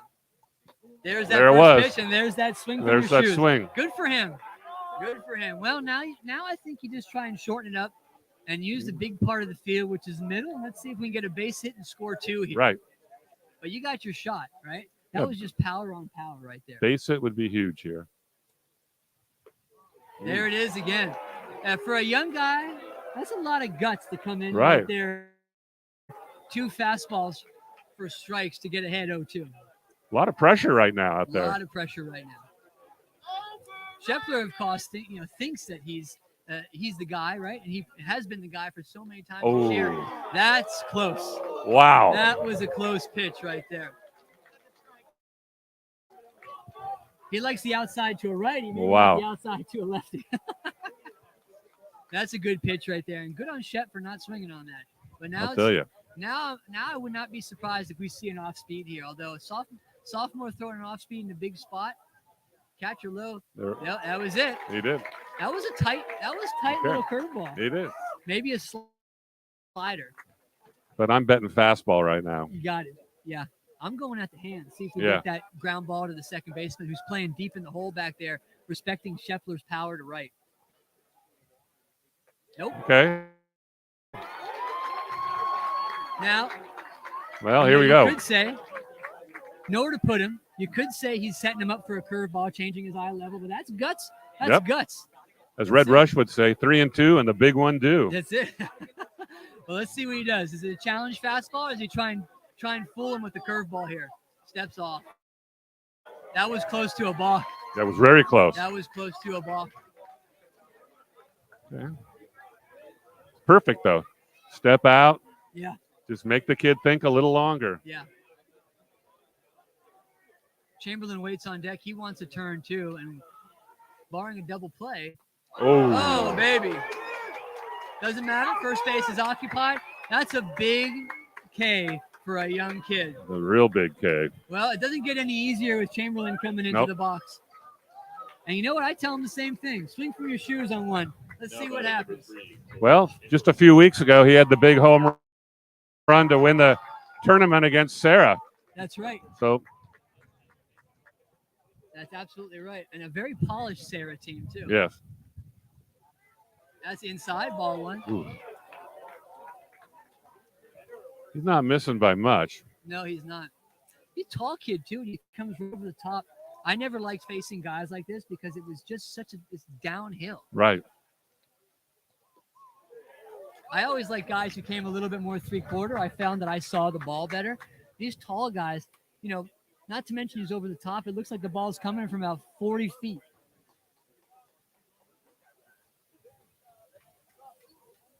Well, he's got a 2-0 count here. He's going to be sitting dead right. He's going to see something he likes. 3-0. 3-0. Well, you got no place to put him. No place to put him. Holtz on deck. Holtz definitely wants a shot also. He wants to get some of these runs back from the first few innings when he was pitching.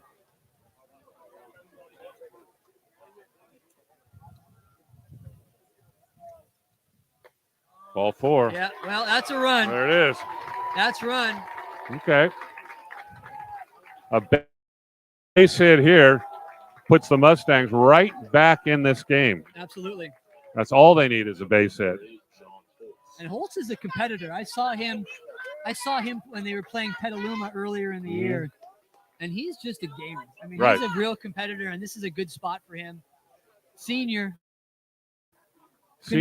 Could not be in a better spot in the MCAL championship. He probably had a lot of fun here. Yeah, probably a little disappointed in his day so far. This will give him a chance to Yeah. brighten the moment. Ooh, That's a close one. wow. That's a close pitch. That's a little high. I haven't been calling that high pitch all day. That's a good take, though. That's a good take. Probably a good take because the best thing you're going to do with that is top that ball. And, with bases loaded, it's an easy out anyway. Let's wait for your pitch and drive one. That's That going to, might- it's no, hook and that's foul. hooking. That's hooking. Well, now he's behind 0-2. Behind 0-2. Good on him though to use the right side of the field on an Right. outside pitch. I mean, that's a good piece of hitting right there that just fell foul by about 8 feet. If that ball would have got down fair, that rolls in the corner. That might have been 3 runs. Definitely. That clears him. Well, we got way ahead 0-2 for Tam. Interesting to see what he calls here. I'm going to guess a curveball in the dirt, deciding to see you get a swing through strike 3. Oh, he hits him. It was a curveball. It was a curveball, but it was not in the dirt. It was in Wow. the ribs. Well, that's a whole new ball game now. Right. That is a whole new ball game now. And here's McGrath, who had a nice double his last time up. Yeah, and he's been clutch all year Yep. with that. Forget how well he's pitched on the mound this year. He's had a couple of big hits, as evidenced by what you said earlier in the game. Well, we got a young pitcher on the mound who looks a little bit shaken. Yeah. I wonder if that takes away the curveball if he doesn't feel confident throwing That's it again. very good point. There's a fastball. Up the That's a big middle. part of the field. It's going to be a tough play. And it ball stops. That's a tough play. That is a tough play. Well, the San Marin contingent is very happy right now. Yeah. They finally got Everybody's something to cheer about. That's it. Well, it's a one-run ball game now. Unlike you were talking about, a ball that never leaves the infield. Exactly. All you got to do is put the ball in play. There you got a veteran catcher going out to his young pitcher right now, telling him, don't worry. We still got a run lead. We got 2 outs. Let's get out of the inning. Let's get back in the bats. Right. You threw a great pitch there. Yeah. Should have had an out, and unfortunately you didn't. Just do it again. Dosa probably feels a little upset he didn't make that play. It's a play he makes a lot. Sometime on this turf, though, the ball stays down. Yeah. Especially when all that cork is up. There's a high pitch. See, now the thing is you got the San Marin crowd into it. They're been in quiet. They've been quiet until now, and now the heart starts to beat a little bit faster, and all of a sudden it's a big deal. Yep. I just wonder right now if you're San Marin also. Josh Martin's been throwing bullpens for the last week or so. Yeah. And you might be thinking of bringing him into pitch. Hey. Do you throw someone who hasn't pitched the whole season? I've done it. Not? I did it, and it worked. I mean, if he pitches anywhere like he did as a sophomore, it'd be huge. Yeah. And I wouldn't hesitate about using McGrath for an out or two. Yeah. Yeah. If he has the pitches to do it. That's the pitch count. Yeah, I don't know what he threw on Tuesday, but he threw a gem. But I mean, there's no tomorrow. I'm letting it fly. Yeah. Here's a pitch on a 1-2 count. There it is. Got him on a strike 3 right. swinging, but the damage has been done. It is 5-4 going into the top of the 6th with Tam coming up to hit again. This is a great game. Turned into a great game. Stick around. Yep.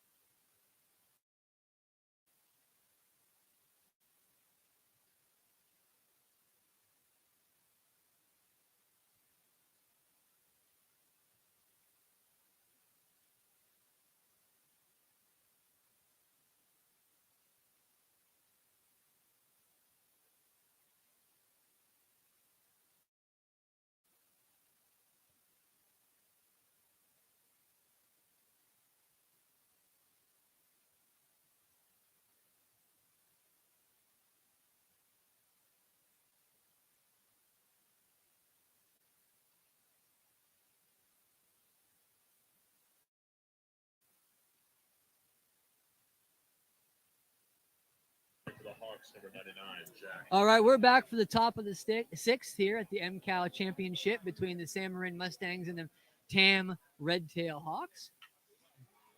Ground ball first pitch to Scheffler, and the hole is short.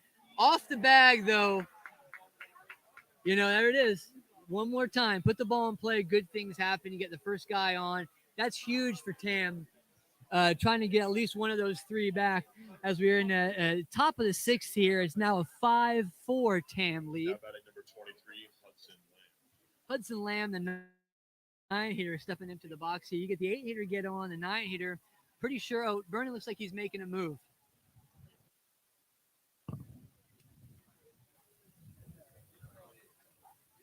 Hannah's coming out for looks like pinch runner Owen Desovich, whose name I probably butchered, so I apologize to the Desovich family.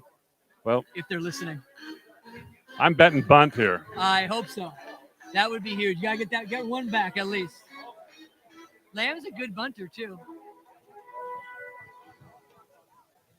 On the year. Here he's showing it. Yeah, well, he has 3 on the year. Oh. Watch out, a little chin music. Watch your lips. He leads the team actually with sack bunts on the year with 3. So this is a spot he's familiar with, and a little bit of speed here on the bases too. You know, I wouldn't be surprised if they send him here, try and put a bunt down the third base line and catch that third baseman or the pitcher or the shortstop sleeping to get a guy over at third. Try a little fake bunt steal. You know, that's a play I don't see that much anymore. Yeah. And pull the catcher back. Yeah. Yeah. I used to love that.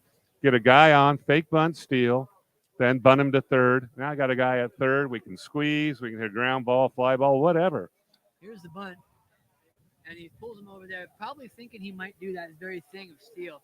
You know, another play that you don't see too often anymore and would be decent here is a slash. Slash. Look at your third baseman. He's playing at 40 feet. And the pitcher now you falls don't off have the mound. Now you you know don't what? even need to. But you know what? You can put him I'd over. still bunt. Yeah, get him over to third. Get him to third with 1 out. Yeah. But you know, you're talking about the slash in the game on Tuesday against Redwood. You know, Redwood 2 or 3 times they showed bunt and then quickly pulled back, and they hit the ball right in the gap. Yeah. You know, just a little weak grounder, but it got through for a hit. Well, you know that the slash is so great. Also, no one really knows how to defend it. You see a bunt, everyone's taught to charge. All of a sudden, you're playing on your heels already. Even if it is a weak ground ball, like you said, chances are it's getting through. You're not in a position to make a play. But now, you know, Chamberlain again, probably being the quarterback that he is of the defense, went out there to let everyone know what the responsibilities are to make sure that they try and keep that guy at second. Right. That's smart. That's the kind of junior leadership that you Right. want. Played a lot of baseball. He understands. The bunt is still on here.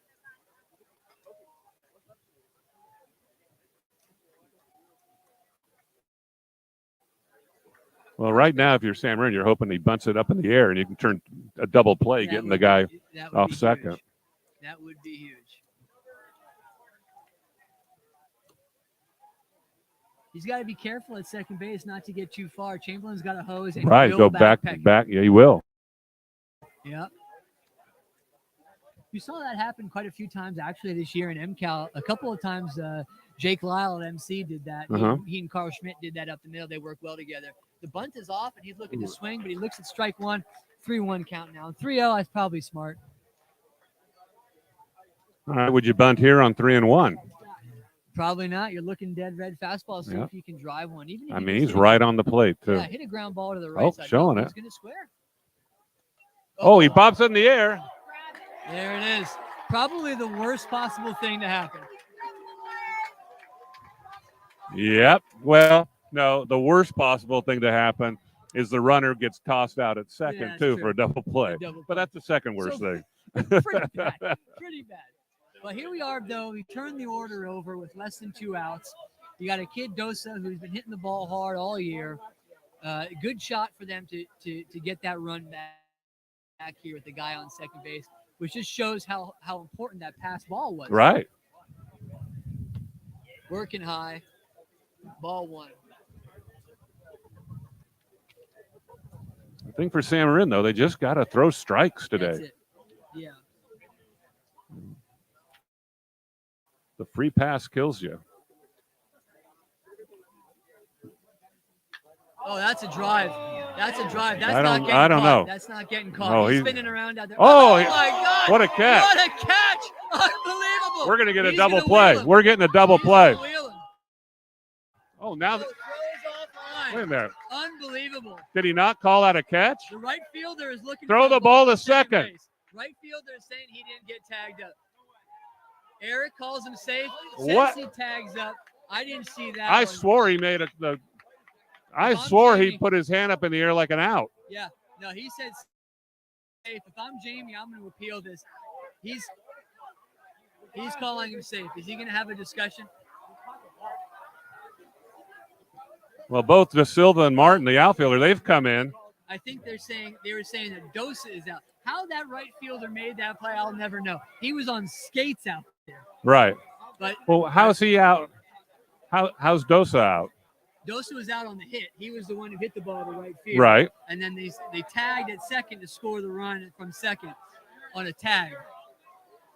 I don't know. I didn't see the guy tag up on that play. That's the argument, right? That's what they're saying. I don't He think didn't anybody tag up. tagged up. The right fielder came running in. Right. And that, if he saw it and the umpire didn't see it, we're in a whole heap of trouble here. Let's see. They're conversing here on the play with the home plate umpire, who probably should have been watching that also. They, earlier in the game, the umpires came together and made the right call, Right. which was the right thing to do. Hopefully, these guys come together, discuss what happened, especially in a championship game like that, where one run is a huge momentum shift. And let's see if they can make the right play here. No, they're going to say that. Wow, I didn't see the young man tag at second. Yeah, I was watching him. I was watching Bernie to see if he was wheeling. That's an unbelievable sac fly from second base to score the run. Nonetheless, here we are. We have two outs. Hey.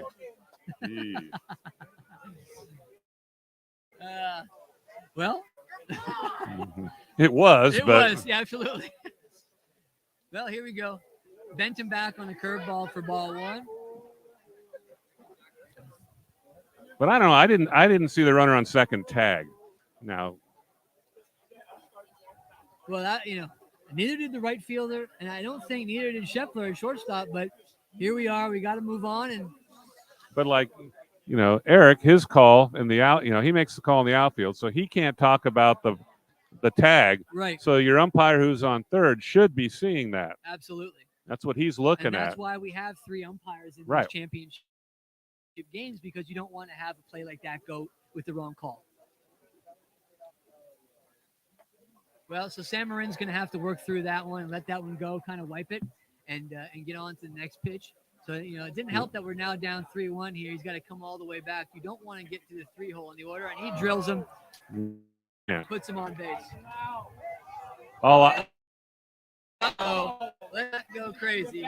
He's probably going to get a warning here. All I know is on that play, though, I think my hat would have got dirty. Yeah. Yeah. You got to be careful because no one wants to get run in a championship game and have to sit in the next one, which is the first. Right. Both these teams are going on to play in the NCS, so you don't want to get run and have to sit that. Oh no. All right. The curveball is just not working right now for Skaggs. Jamie's going out. He's got to stop the bleeding. He's either going to just tell him to calm down, let him know we got 2 outs, and to now understand that we have, guys, outs everywhere. Here's how, like you were saying, if he has any pitches left in him, here might be where I bring McGrath in just for one batter. Get yourself out of this inning. Yeah. And then regroup and go. Well, someone's coming in. It looks like we're going to have a change. Oh, it's here. going to be Jake Simpson. All right. What does he throw? He throws strikes. Good. I don't want to say I'm a tad up in years, but I coached Jake's dad in 92 and 93. His dad, because Jake's dad's only 18 right now. Yeah. His dad, Matt, played third base for me. And then I also coached Jake's uncle, Matt Wright, in 91 and 92. He was a left-handed pitcher for me. And we rode him in 93 all the way into the playoffs. Oh, wow. So he comes from good stock. Well, there's probably not too many people who didn't get coached by you at some point in Nevada. Ladies and gentlemen, your attention please. Now pitching for the Mustangs, number 9, Eric Bach. You know, we had Steve Behringer get his 500th win this year. Right. We had Mike Ferenzi get his 500th win this year. What's your count up to? What was it? I had 438. Is that right? Yeah. That's amazing. So, That's it. You know, you think about all the time and energy and effort that goes into those humongous numbers and all the commitment. It's no surprise that you coached everybody's dad and Sam Marin.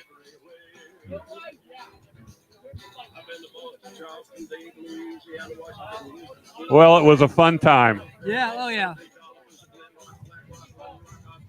And how do you know, watching high school baseball for those years, have you seen a lot of changes besides equipment? Have you seen a lot of changes in the game and the level of play? Yeah. I mean, there were years where, you know, you went up on Tuesday against Charles Scott. Yeah. Friday, Will Schock. There were great pitchers all the way through. That same time we had two guys, Mike Murphy and Colt Larson. They could throw in the 90s. We had guys on the bench, Dan Hickey, who was like the 38th pick in the nation after his senior year, and he couldn't break the rotation that year, Oh, and he wow. was throwing in the 90s. Wow. You know, the pitching. I mean, everybody had somebody who was lights out. That's amazing. And you know what's great is that no matter what, you know, I've been to probably a dozen of these MCAL championships.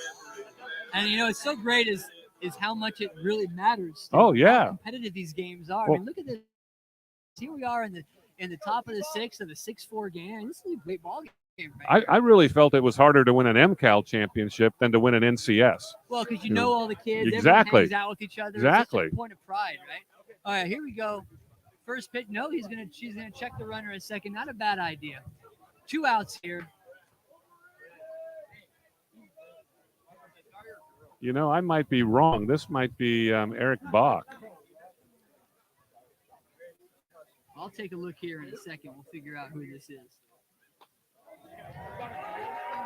See.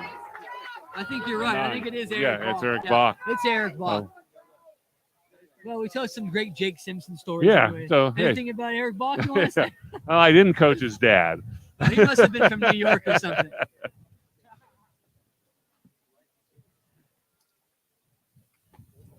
Well, Oh, no.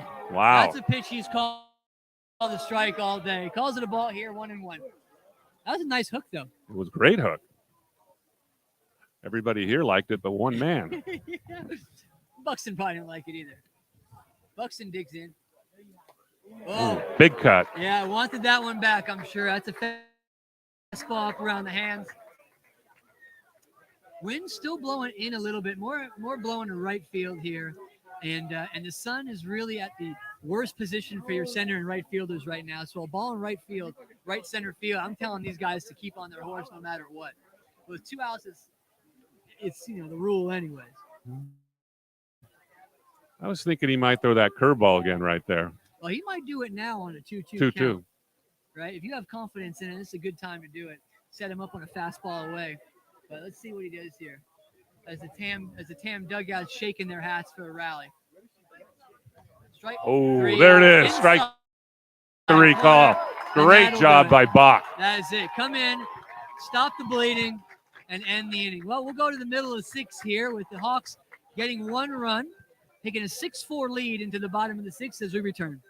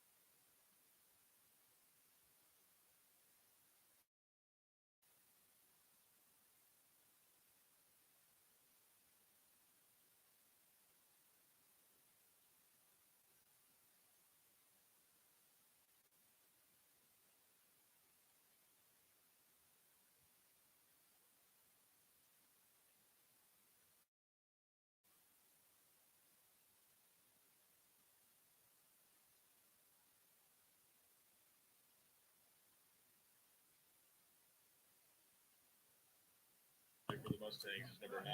All right, we'll start the bottom of the 6th here with a new pitcher in for Tam. Number 19, Henry Simpson comes in to toe the rubber for the Red Tail Hawks. And he'll be facing Eric Bach, who shows bunt here first. And that's strike one right over the inside part of the plate with a fastball to start it off. 6-4 right now. Sam Marin has scored 4 in the last 2 innings, looking to chip away and get that run back to make it a 1-run ball game again. Foul ball right back to the screen, and another fastball he just missed. One thing Sam Marin did last inning was to turn that lineup over. They got 8-9-1, so they're going to get to the power at least this inning, or if not in the 7th, which is exactly what they wanted to do. Yeah. 0-2 count here. Let's see what he throws.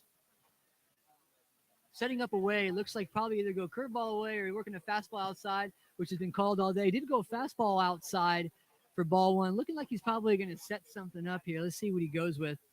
Infield playing date. Everybody playing on the edge of the outfield grass. Just stays alive with an excuse me swing to foul it back to the swing on a curveball on the outside part of the plate. Did you see Simpson during league at all when you We faced did not him? know. We didn't see him. We didn't see him this year. We saw Buxton, and we saw a few others, but we did not see Simpson this year. There's a line drive down the left field line. That drops in fair. Bach rolling around in first. He's going to getting lined up. He'll be in there standing with a leadoff double. That's pretty much exactly what you want to happen to start a game in a 2-run ball game. Get a guy in scoring position. And Simpson coming up has had a couple key at-bats late in the season, driving runs for them.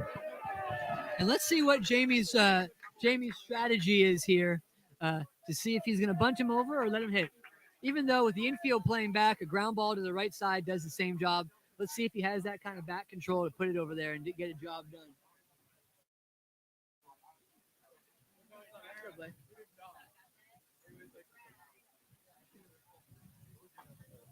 Sam Marin putting the pressure right back on Tam. Lead off double. There you go. Good take at a curveball low and away for 1-0. That's the danger of throwing a curveball here is that his curveball looks to break to the outside. If you got a guy with some back control, you can definitely get that job done. Fastball low and away outside. 2-0 with De Silva waiting on deck to turn the lineup over the top before you get to the big boys. Yeah, that's it. That's not what you want right now. You want to get this guy and get that one out here if you're Tam. Doesn't look like he's going to bunt. He's up there swinging. Works the count way in his favor, 3-0. Interestingly, that's a ball that's been called a strike a lot of the day. That low fastball at the knees, but not that one.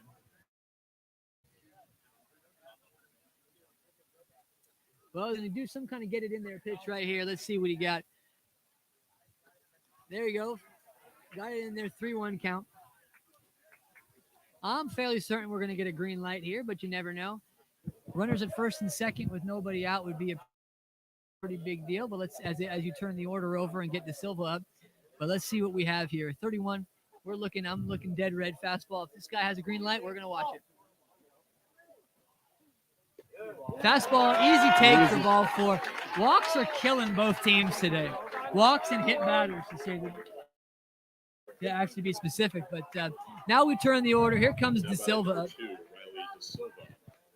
And Bernie's taking a slow walk to the mound. He's going to go talk to his junior pitcher, kind of strategize and figure out what to do.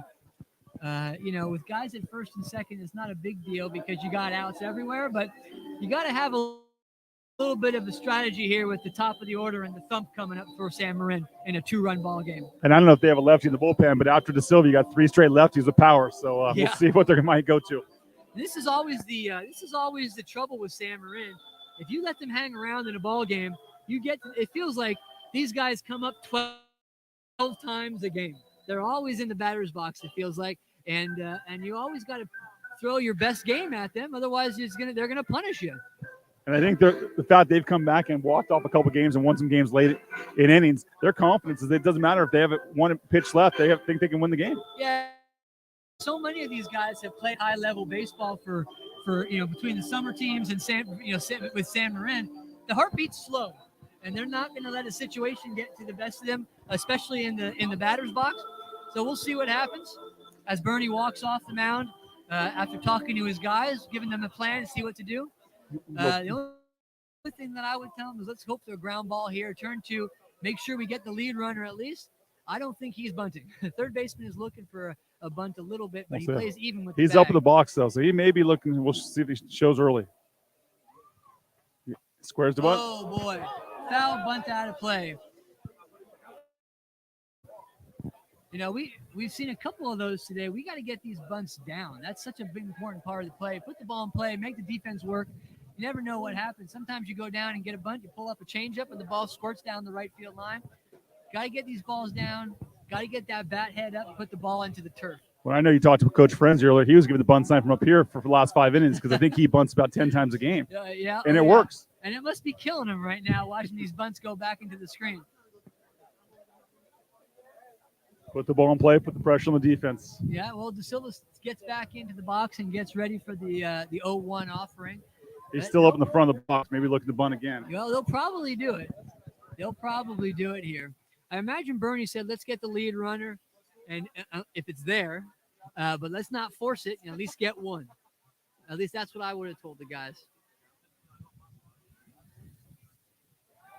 Pulls that back in time, evens the count at 1-1. When you have the 3 and the 4 seed playing this tournament, you know, being the 3 seed and being the home team could be a huge advantage in this game. Huge bottom 6, advantage. bottom 7. Yeah, I probably didn't think that was going to be the case coming into the tournament, but that's what happens in baseball. You never know what's going to happen. The ball bounces a different way each day. Here's the bunt attempt again. Oh, no, that's a sky-high bunt. Blau wishes he had that back. One thing he did there is he dropped his face mask a little bit early and had to step over it so he wouldn't trip on his face mask. You know, the catcher was told to hold on to that thing and throw it away as far as you can for just such an event. He probably wished he had that back because that would have been a huge turning point in this at-bat. But yet, here we are at 1-2. And the ball wasn't popped up real high, but he had time to get underneath it. But that's new life for De Silva. See if he can get these runners over with 2 strikes. Now, you know, you give a guy like this new life. This is when weird things happen in baseball. Well, he's 1-2. He's still way ahead of him in the count. Chokes up a little bit. Here comes the pitch and this curveball that falls away outside for even the count at 2-2. Best pitch probably right here. Doesn't want to go full. Maybe give Sam Marin a chance to put the runners in motion. Yeah.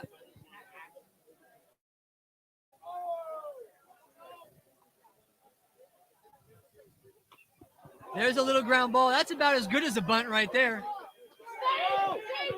Calls him out at first base, but that's basically a swinging bunt. It was. So he looked got at it done. third. It looked like he had a shot at him too, but you got to make sure you're getting one. So he You gotta did. get one. I'm sure he and Bernie discuss that all the time. Well, here comes the thump. Martin here in the 2-hole can definitely put a barrel on it and make it drive it, have it go a long way. Well, like you mentioned earlier, the sun could come into play. I'm looking at the right fielder, and he looks like he's still got a lot of sun there, as well as center. Now, this is a tough part of the day on this yard as the sun sets behind Tam. We got about another 20 minutes before that sun is well behind. The shadows go deep, but right now the sun is a big factor. Any fly ball to the outfield, with the exception of left field, even in the left center gap, is tough. Guys have got to be on their horse running. Tam's playing back. Want to concede the run on a ground ball with a 2-run lead. That's a smart thing to do right now. You want to get the out, so it's 2 outs here, especially with a couple of big, heavy-hitting lefties coming up. Like a changeup first pitch down low. Yeah, and it looks like we're getting a pinch runner over at second base. Jamie needs these runs, so he's putting some speed on the bases with Joey Cipollina.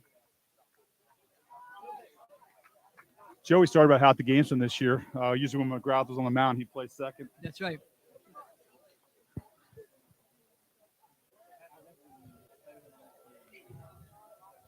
Here's the 1-0 offering. Martin takes. Curveball on the outside. His name is number 4, Joey Cipollina.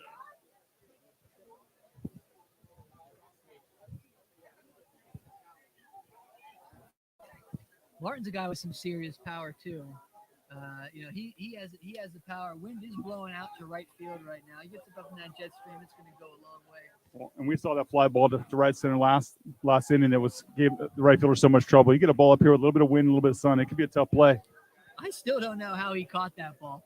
That was unbelievable. Martin with 3 home runs on the year. Sets and gets ready to go here on a take on the outside, going working 3-0. I'll tell you right now, I'm giving him the green light. I'm giving all the next 3 guys, I'm giving the green light at 3-0. Go ahead and see how far you can hit it. Especially with Martin being a senior in the year he's had back in the last year. Let's see what he can do here. Even a fly ball to right field, and you get a run in on a fly ball, sac fly to right or center. Let's see what happens here. Well, it hit him. Hit him. So you're going to load the bases for Shepler. Yeah, which is the same position he was in last inning. And I imagine Shepler is happy to get this opportunity again. The results last at bat weren't that good, but like I said, it seems like these guys are always up. Bernie walking to the mound right now. Looks like he's probably going to make a pitching change. Not sure who he's going to go to, though. Dosa's probably burned based on his performance on Tuesday. Looks like the left fielder's coming in. Does look like that. Yeah.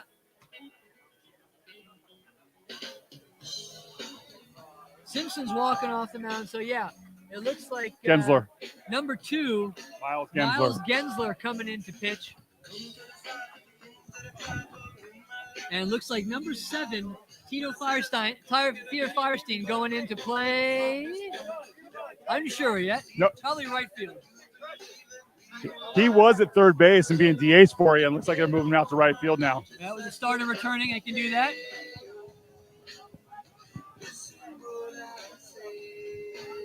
Again, a situation Sam Marin's been in so many times this year. Down late with the big bats coming up, and have pulled out many of these games. And here they are again. Shepard with a game-winning home run on Tuesday in the semifinals against Redwood against Rex Soleil in a 1-1 game.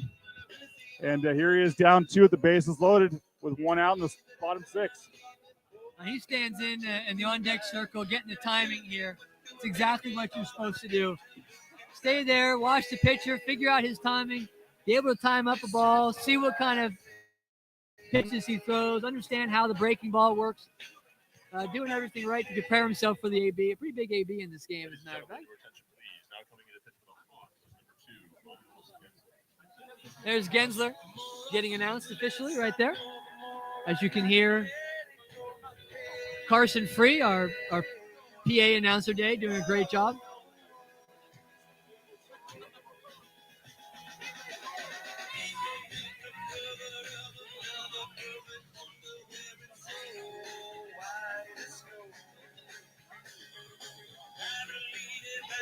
Well, the guys who came out to watch this game today are certainly getting their money's worth. Despite the free admission, it is still getting their money's worth. And it is an unbelievable MCAL championship game, which is what you expect from these two teams. I see a lot of little leaguers out here today, a lot of club guys, representatives from all the other MCAL baseball teams are here today. Noticing a lot of parents here, too, who don't have kids in the game, just out supporting the school from their community, watching a great baseball game from a bunch of kids they probably watched growing up. Afternoon. I mean, it must have been 80 degrees at first pitch, and it's about 75 right now. Could not be a better day. All right, I think we're ready to go now. Let's get this going as Shepler steps into the box here. Yeah, I don't know if Samron would be anybody else they'd rather have up right now than Shepler, the way he's been swinging it. Maybe Chamberlain, who's on deck.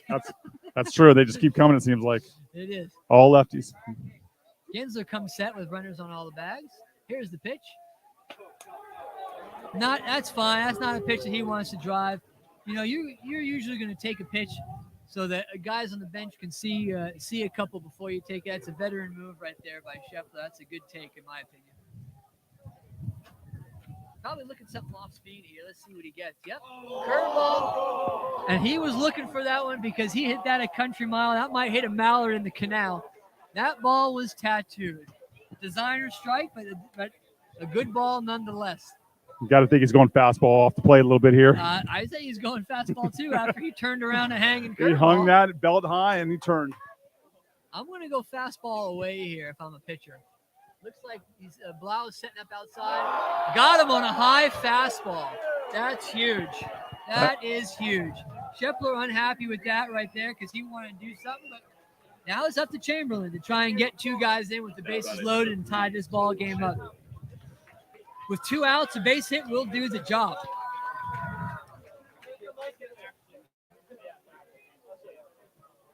Yeah, Chipley at second's got good speed for them, so he'll score easily on a base hit.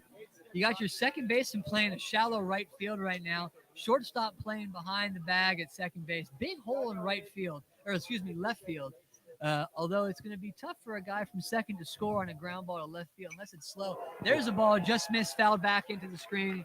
Wasn't fooled by that fastball on the outside. He got a fastball just on the outside. Got a great swing off and just missed it. Holtz puts the ball back in the home plate umpire's pocket. Chamberlain steps in, and here we go. 2 outs right now as Chamberlain steps in and awaits the pitch by Gensler. That's a ball on the outside. He's staying out there. He doesn't want to miss inside and get this ball put over the Mariners sign over in right field. And I think he put it right where he wanted to, just didn't get the call. A little bit off the plate, but great location. Can't do it much better. And a great take. 1-1 here as the pitch is coming. Curveball outside. Again, they're living on the outside part of the plate. They don't want anything inside to get turned around. They're going to make these guys beat them. The dangerous thing about that is if you're thinking outside and you're going to keep that front shoulder closed, you're still going to put you might put a better swing on it. So it's not a bad idea. These lefties, they have been so pull all year long, and I'm sure most teams have tried to go away, but you make one mistake middle, and they'll make you pay. Oh, baby. Gensler gets with a high fastball strikeout. High fastball again, 2 straight. Here we go. That's going to fire up the TAM bench right now as we wrap up the bottom of the 6th, 6-4. TAM coming up to bat in the top of the 7th inning at the MCAL Championship.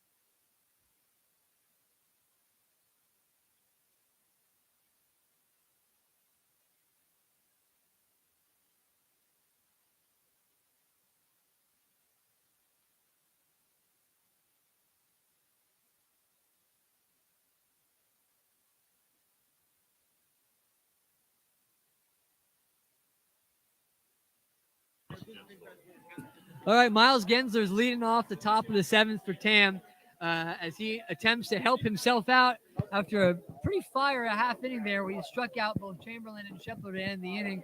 And he takes strike 1 to start the inning off here, looking to get on base any way he can and extend that lead.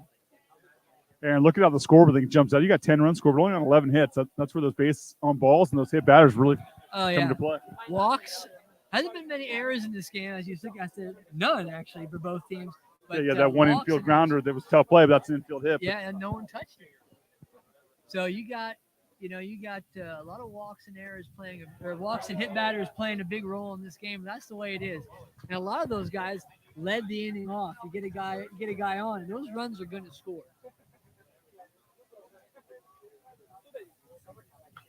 Oh, that was an inside pitch. He tried to turn that ball around. Here we go, 2-2.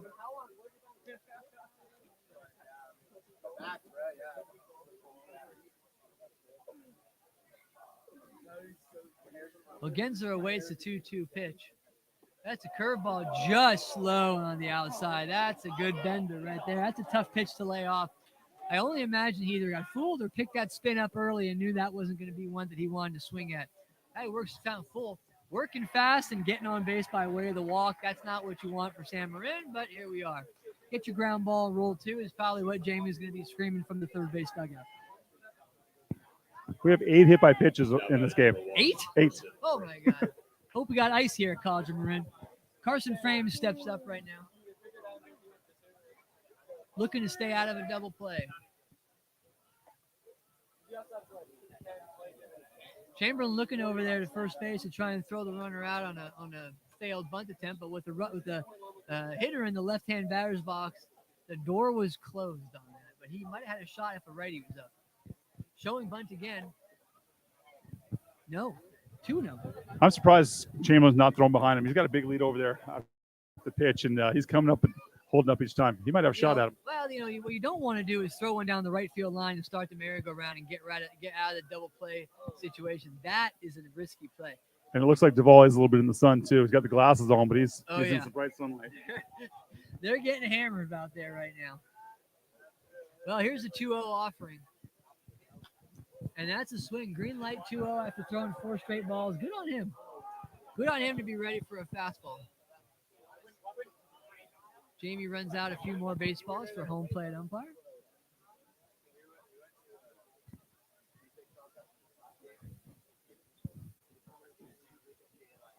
Now here's a pitch. Showing bunt again. And it hit him. Number 9. Unbelievable. Well, this is not exactly what Bernie was looking for, or what Jamie was looking for here. Bernie probably pretty happy. He had got guys in scoring position. It hasn't had to do with it. And you got 7, 8, 9. If you can turn it over to the top of the order, just like San Marin was doing, it could put a lot of pressure on San Marin. So you got to imagine they're going to bunt here to try and get out of the double play, get 2 guys in scoring position, and do just what you said, turn the order over. Looking back at Scheffler for his looks to keep the guy close so we can maybe try and look for a back pick here. Wouldn't be a bad idea to do a closed pickoff move here. Try and get the guy sneaking on a bunt attempt. And yet again, a bunt goes high. We haven't seen a bunt go down to the turf yet. Well, we're sitting here behind home plate, and Coach Frenzy, I think, is cringing watching bunts not be placed. Think he's cringing. I know he's cringing. He's going to run out there and do a clinic after this game is over. Showing bunt again. Let's see if he can get this one down. And yes, he does, and it's a beauty. That's a great bunt. He made. Oh, no. Like you said, he throws it down the line. That's all you got to do. And that's a long right field line. Bernie, who played here for 2 years, knows about that. And 2 runs score on a bunt that didn't get past the pitcher's man. And that's why you got to just put the ball in play. And those are huge runs. Well, and Coach Frenzy and I were talking about just the ability to put the ball in play and force the defense to make a play. That ball went about 4 feet and gets 2 runs out of it. That's exactly right. And the runner's at third with less than 2 outs, actually with no outs. So they got a lot of opportunity to try and get another run in.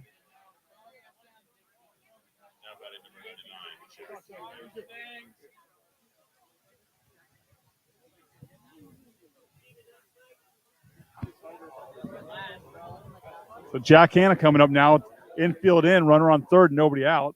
You got to keep the guy at third. You got to keep it a 4-run game. You got to keep it a 4-run game here, and that's exactly what Jamie's thinking. Absolutely pitching for the strikeout here also. Try and get an out. Probably pitching for a strikeout twice, as a matter of fact. What you don't want is a walk, and what you don't want is something to the outfield. Scheffler with the throw to the plate, the contact plate was on. Not a bad play because it was kind of hit soft. You got to maybe get a little bit better jump. You make that play, but Scheffler had made a perfect throw to Chamberlain at catcher, and that's the first run or first out of the inning. I was gonna say it looked like he froze a little bit on contact, didn't take off right away, but I don't think it was gonna matter because that ball got to Scheffler right at him. Perfect throw to the plate for the tag. So now we're in a position where a ground ball gets Sam Marin back in the dugout, and there's a foul out of play down the right field line. But those two runs are so key because Scheffler and Chamberlain just batted. To get back to them, you got to get a lot of guys on base. At that point, be a little challenging, but they could do it with the way they've been playing all year. Yeah, 9-hitter Hudson Lamb up with a big hole on the right side of the infield with the runner being held on, and second baseman playing in double play depth. And there's a base hit right over the second baseman's head. They're going to hold that runner at second to make sure that they keep the force play there, and that's going to be a hit for 9-hitter Hudson Lamb. Nice line drive into the gap in right field. And McGrath actually almost made a great play on that. He got about a foot away from that, which would have been a double play for him, but ball was hit hard and got out there fast. Yeah, and here comes Jamie out to talk to the pitcher. Not sure if he's going to make a shift here. And it looks like, I don't know if they're going to put McGrath in to stop the bleeding, but I don't know how many pitches he has left. He is not eligible. Is he threw, not he eligible? threw too many on Tuesday. That was kind of what I was thinking because I figured he would have been in already if he had any pitches left. So this is purely a strategy talk, it looks like. Runners at first and second, probably telling his pitcher, just work low, work knees, get your ground ball, and let's get out of here.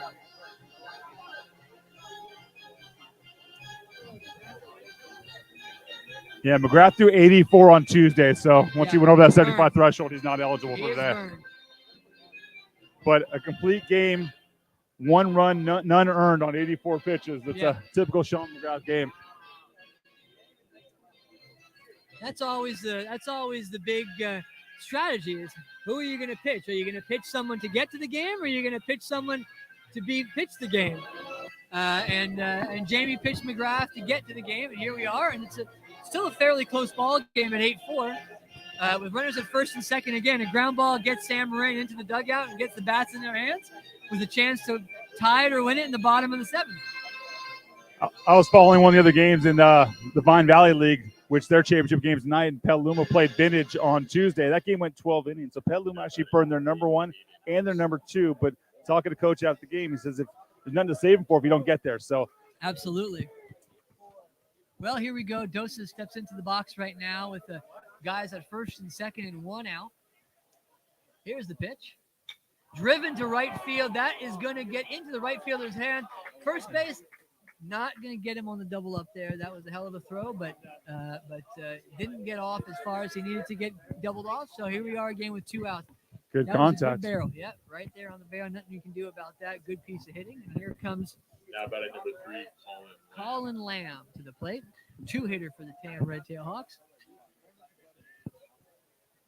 You know, Tam like to add on here. The more they can get, the better to get that bottom of the seventh, much assurance as they can. Foul ball out of play, strike one. These guys are on the fastball today. Problem is that a lot of the curveballs are what's drilling kids.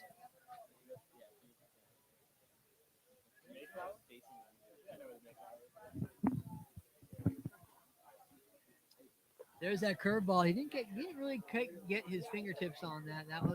That didn't break as much as he wanted to, but luckily that didn't drill a guy. Looking ahead to the bottom of the seventh, too. They'll got Holtz, McGrath, and Duvall coming up. If they can get a couple guys on base, they'll be close to turning that lineup over again. So the more Tam can add on here, the more insurance, the better. Yeah, that's true. And also, there's got to be a couple guys on the bench also who are sitting there ready to swing a bat in a pinch hit situation, who might have a little bit of power that I'm sure Jamie's been saving for a situation just like this. There's ball two, a little bit high outside.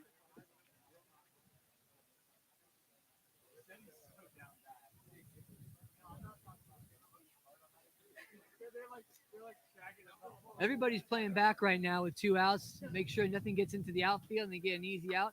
There's a drive down the left field line, but foul.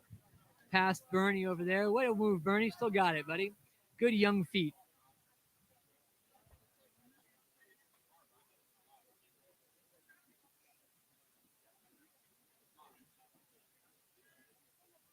Saw Coach Behringer wander around earlier. I'm sure there's a bunch of people that he coached walking through watching, and a bunch of people that he's going to hopefully be coaching here soon. Well, TAM coach Nate Bernstein was here for years. I hit him about 1,000 fungos while he was here playing third base. Really good little third baseman. Happy to see that he's still around in MCAL and teaching over at TAM. Yeah, you know, between a bunch of the coaches that we have in the stands today, just about everybody here has been coached up by one of us. Well, that and how many of the MCAL coaches are MCAL guys, played in the league and stuck around and still part of it, which is great to see. Absolutely. That fastball fired right back to the screen. He was right on top of that one as we worked to count 2-2 with 2 outs. You know, you don't want to get it 3-2 here because that'll be the base. You know, runners will start going on a 3-2 pitch, and a base hit, a guy from first might be able to score if that's the case. So you want to get right after him, but no, he does not. And there you go. Now we got a full count. The runners are going to be off on the pitch. The one thing you got to be careful of here is you got to make sure that pitcher goes to the plate. You know, a pitcher might want to do an inside move here and try and get the runner getting a little bit too aggressive at second base. Just one time to keep him honest, maybe keep him a little close over there at second base. Let's see if he does that or if he comes right to the plate. No, he's coming right to the plate. And he walks him, ball 4. Base is loaded with Blauka and up there 3-hitter. This is not what Jamie wants right now, although still outs everywhere. Outs all around. So how much do you put in the fact that these two teams are going to finish up here, head into NCS, and one of them is going to go in with a ton of momentum, how that carries over for playoff time at the next stage? That's a good question. As the ball gets hit into foul territory, we got a lot of room over there, and makes the first baseman makes the catch, taking the ball away from the catcher, Cole Chamberlain. But that's actually probably a better angle for the first baseman to get as the ball's tailing away, and that's the end of the inning. Well, here we go. It's bottom of the 7th with the Mustangs of San Marin down by 4 in the MCAL championship game. Was it 6, 7, 8 coming up? 5, 6, 7. 5, 6, 7 coming up. Got to get on, but this is just what you want to do.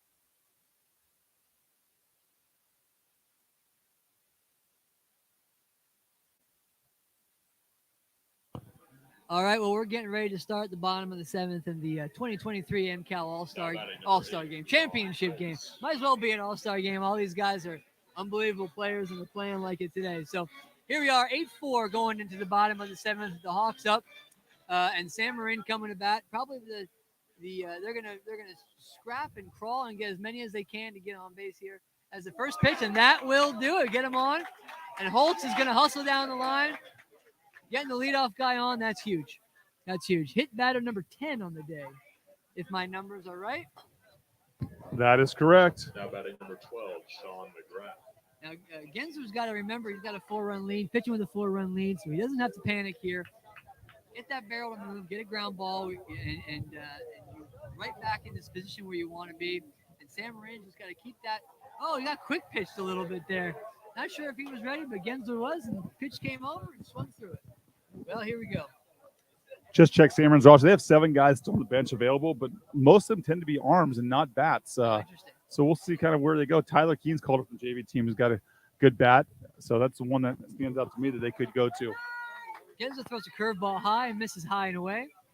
Even the count at 1-1. Holt's over at first. He's not going to go anywhere. His run doesn't mean that much right now. They need base runners on. There we go at 2-1. Fastball high and away. But the ability to turn this lineup over, get to the top, and those 3 big lefties are looming. I know those guys want another crack at it, and they're chomping at the bit right now in the dugout, cheering their guys on to make sure the bottom of the order gets them up a game. As McGrath swings and misses through a fastball. Doesn't matter. You don't want to run anywhere. You want to stay over there and just keep the inning going. Move the line, station to station baseball in order to get those runs across.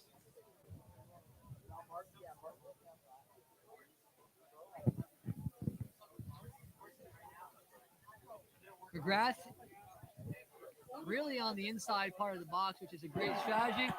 As he swings and misses, strike 3. That's out number 1.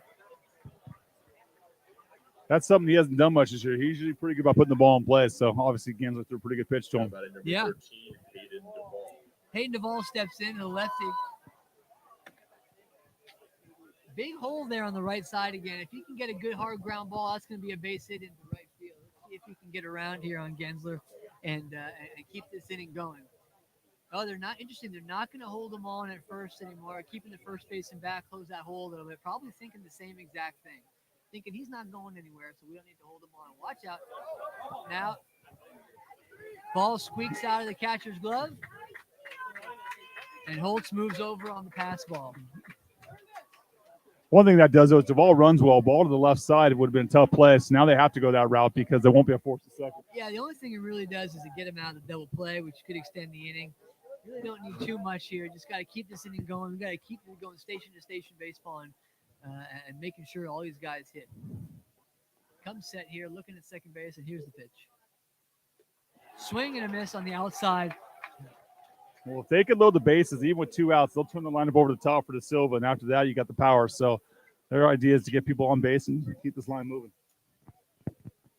Blau goes out to talk to his pitcher a little bit. Probably just going to tell him, don't worry about the guy on second. His run doesn't mean anything. Just get a ground ball here. Don't worry about trying to overthrow it. We don't want walks. We don't want to move the order. We just want to make these guys at the bottom of the order beat us here.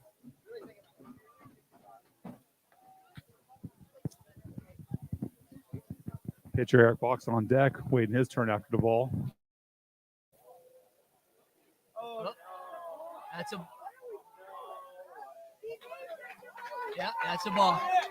That's a balk. I was waiting to see if the umpires called it before I called it, but yeah, that's a balk. You can't drop the ball like that after you come set.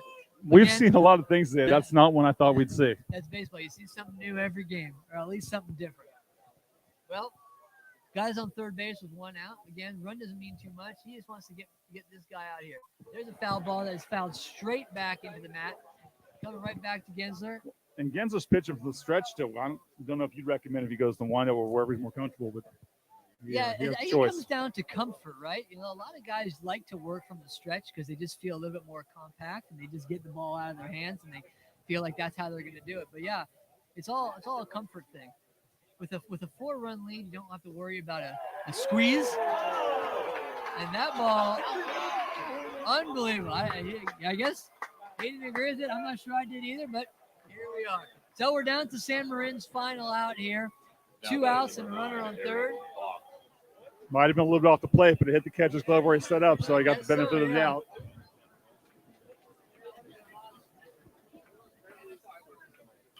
There's a fly ball to left field. Left fielder's under it. Oh, shortstop, Dawson grabs it. And that's it. Tam is your 2023 MCAL champions with a score 8-4, beating the San Marin Mustangs here at College of Marin.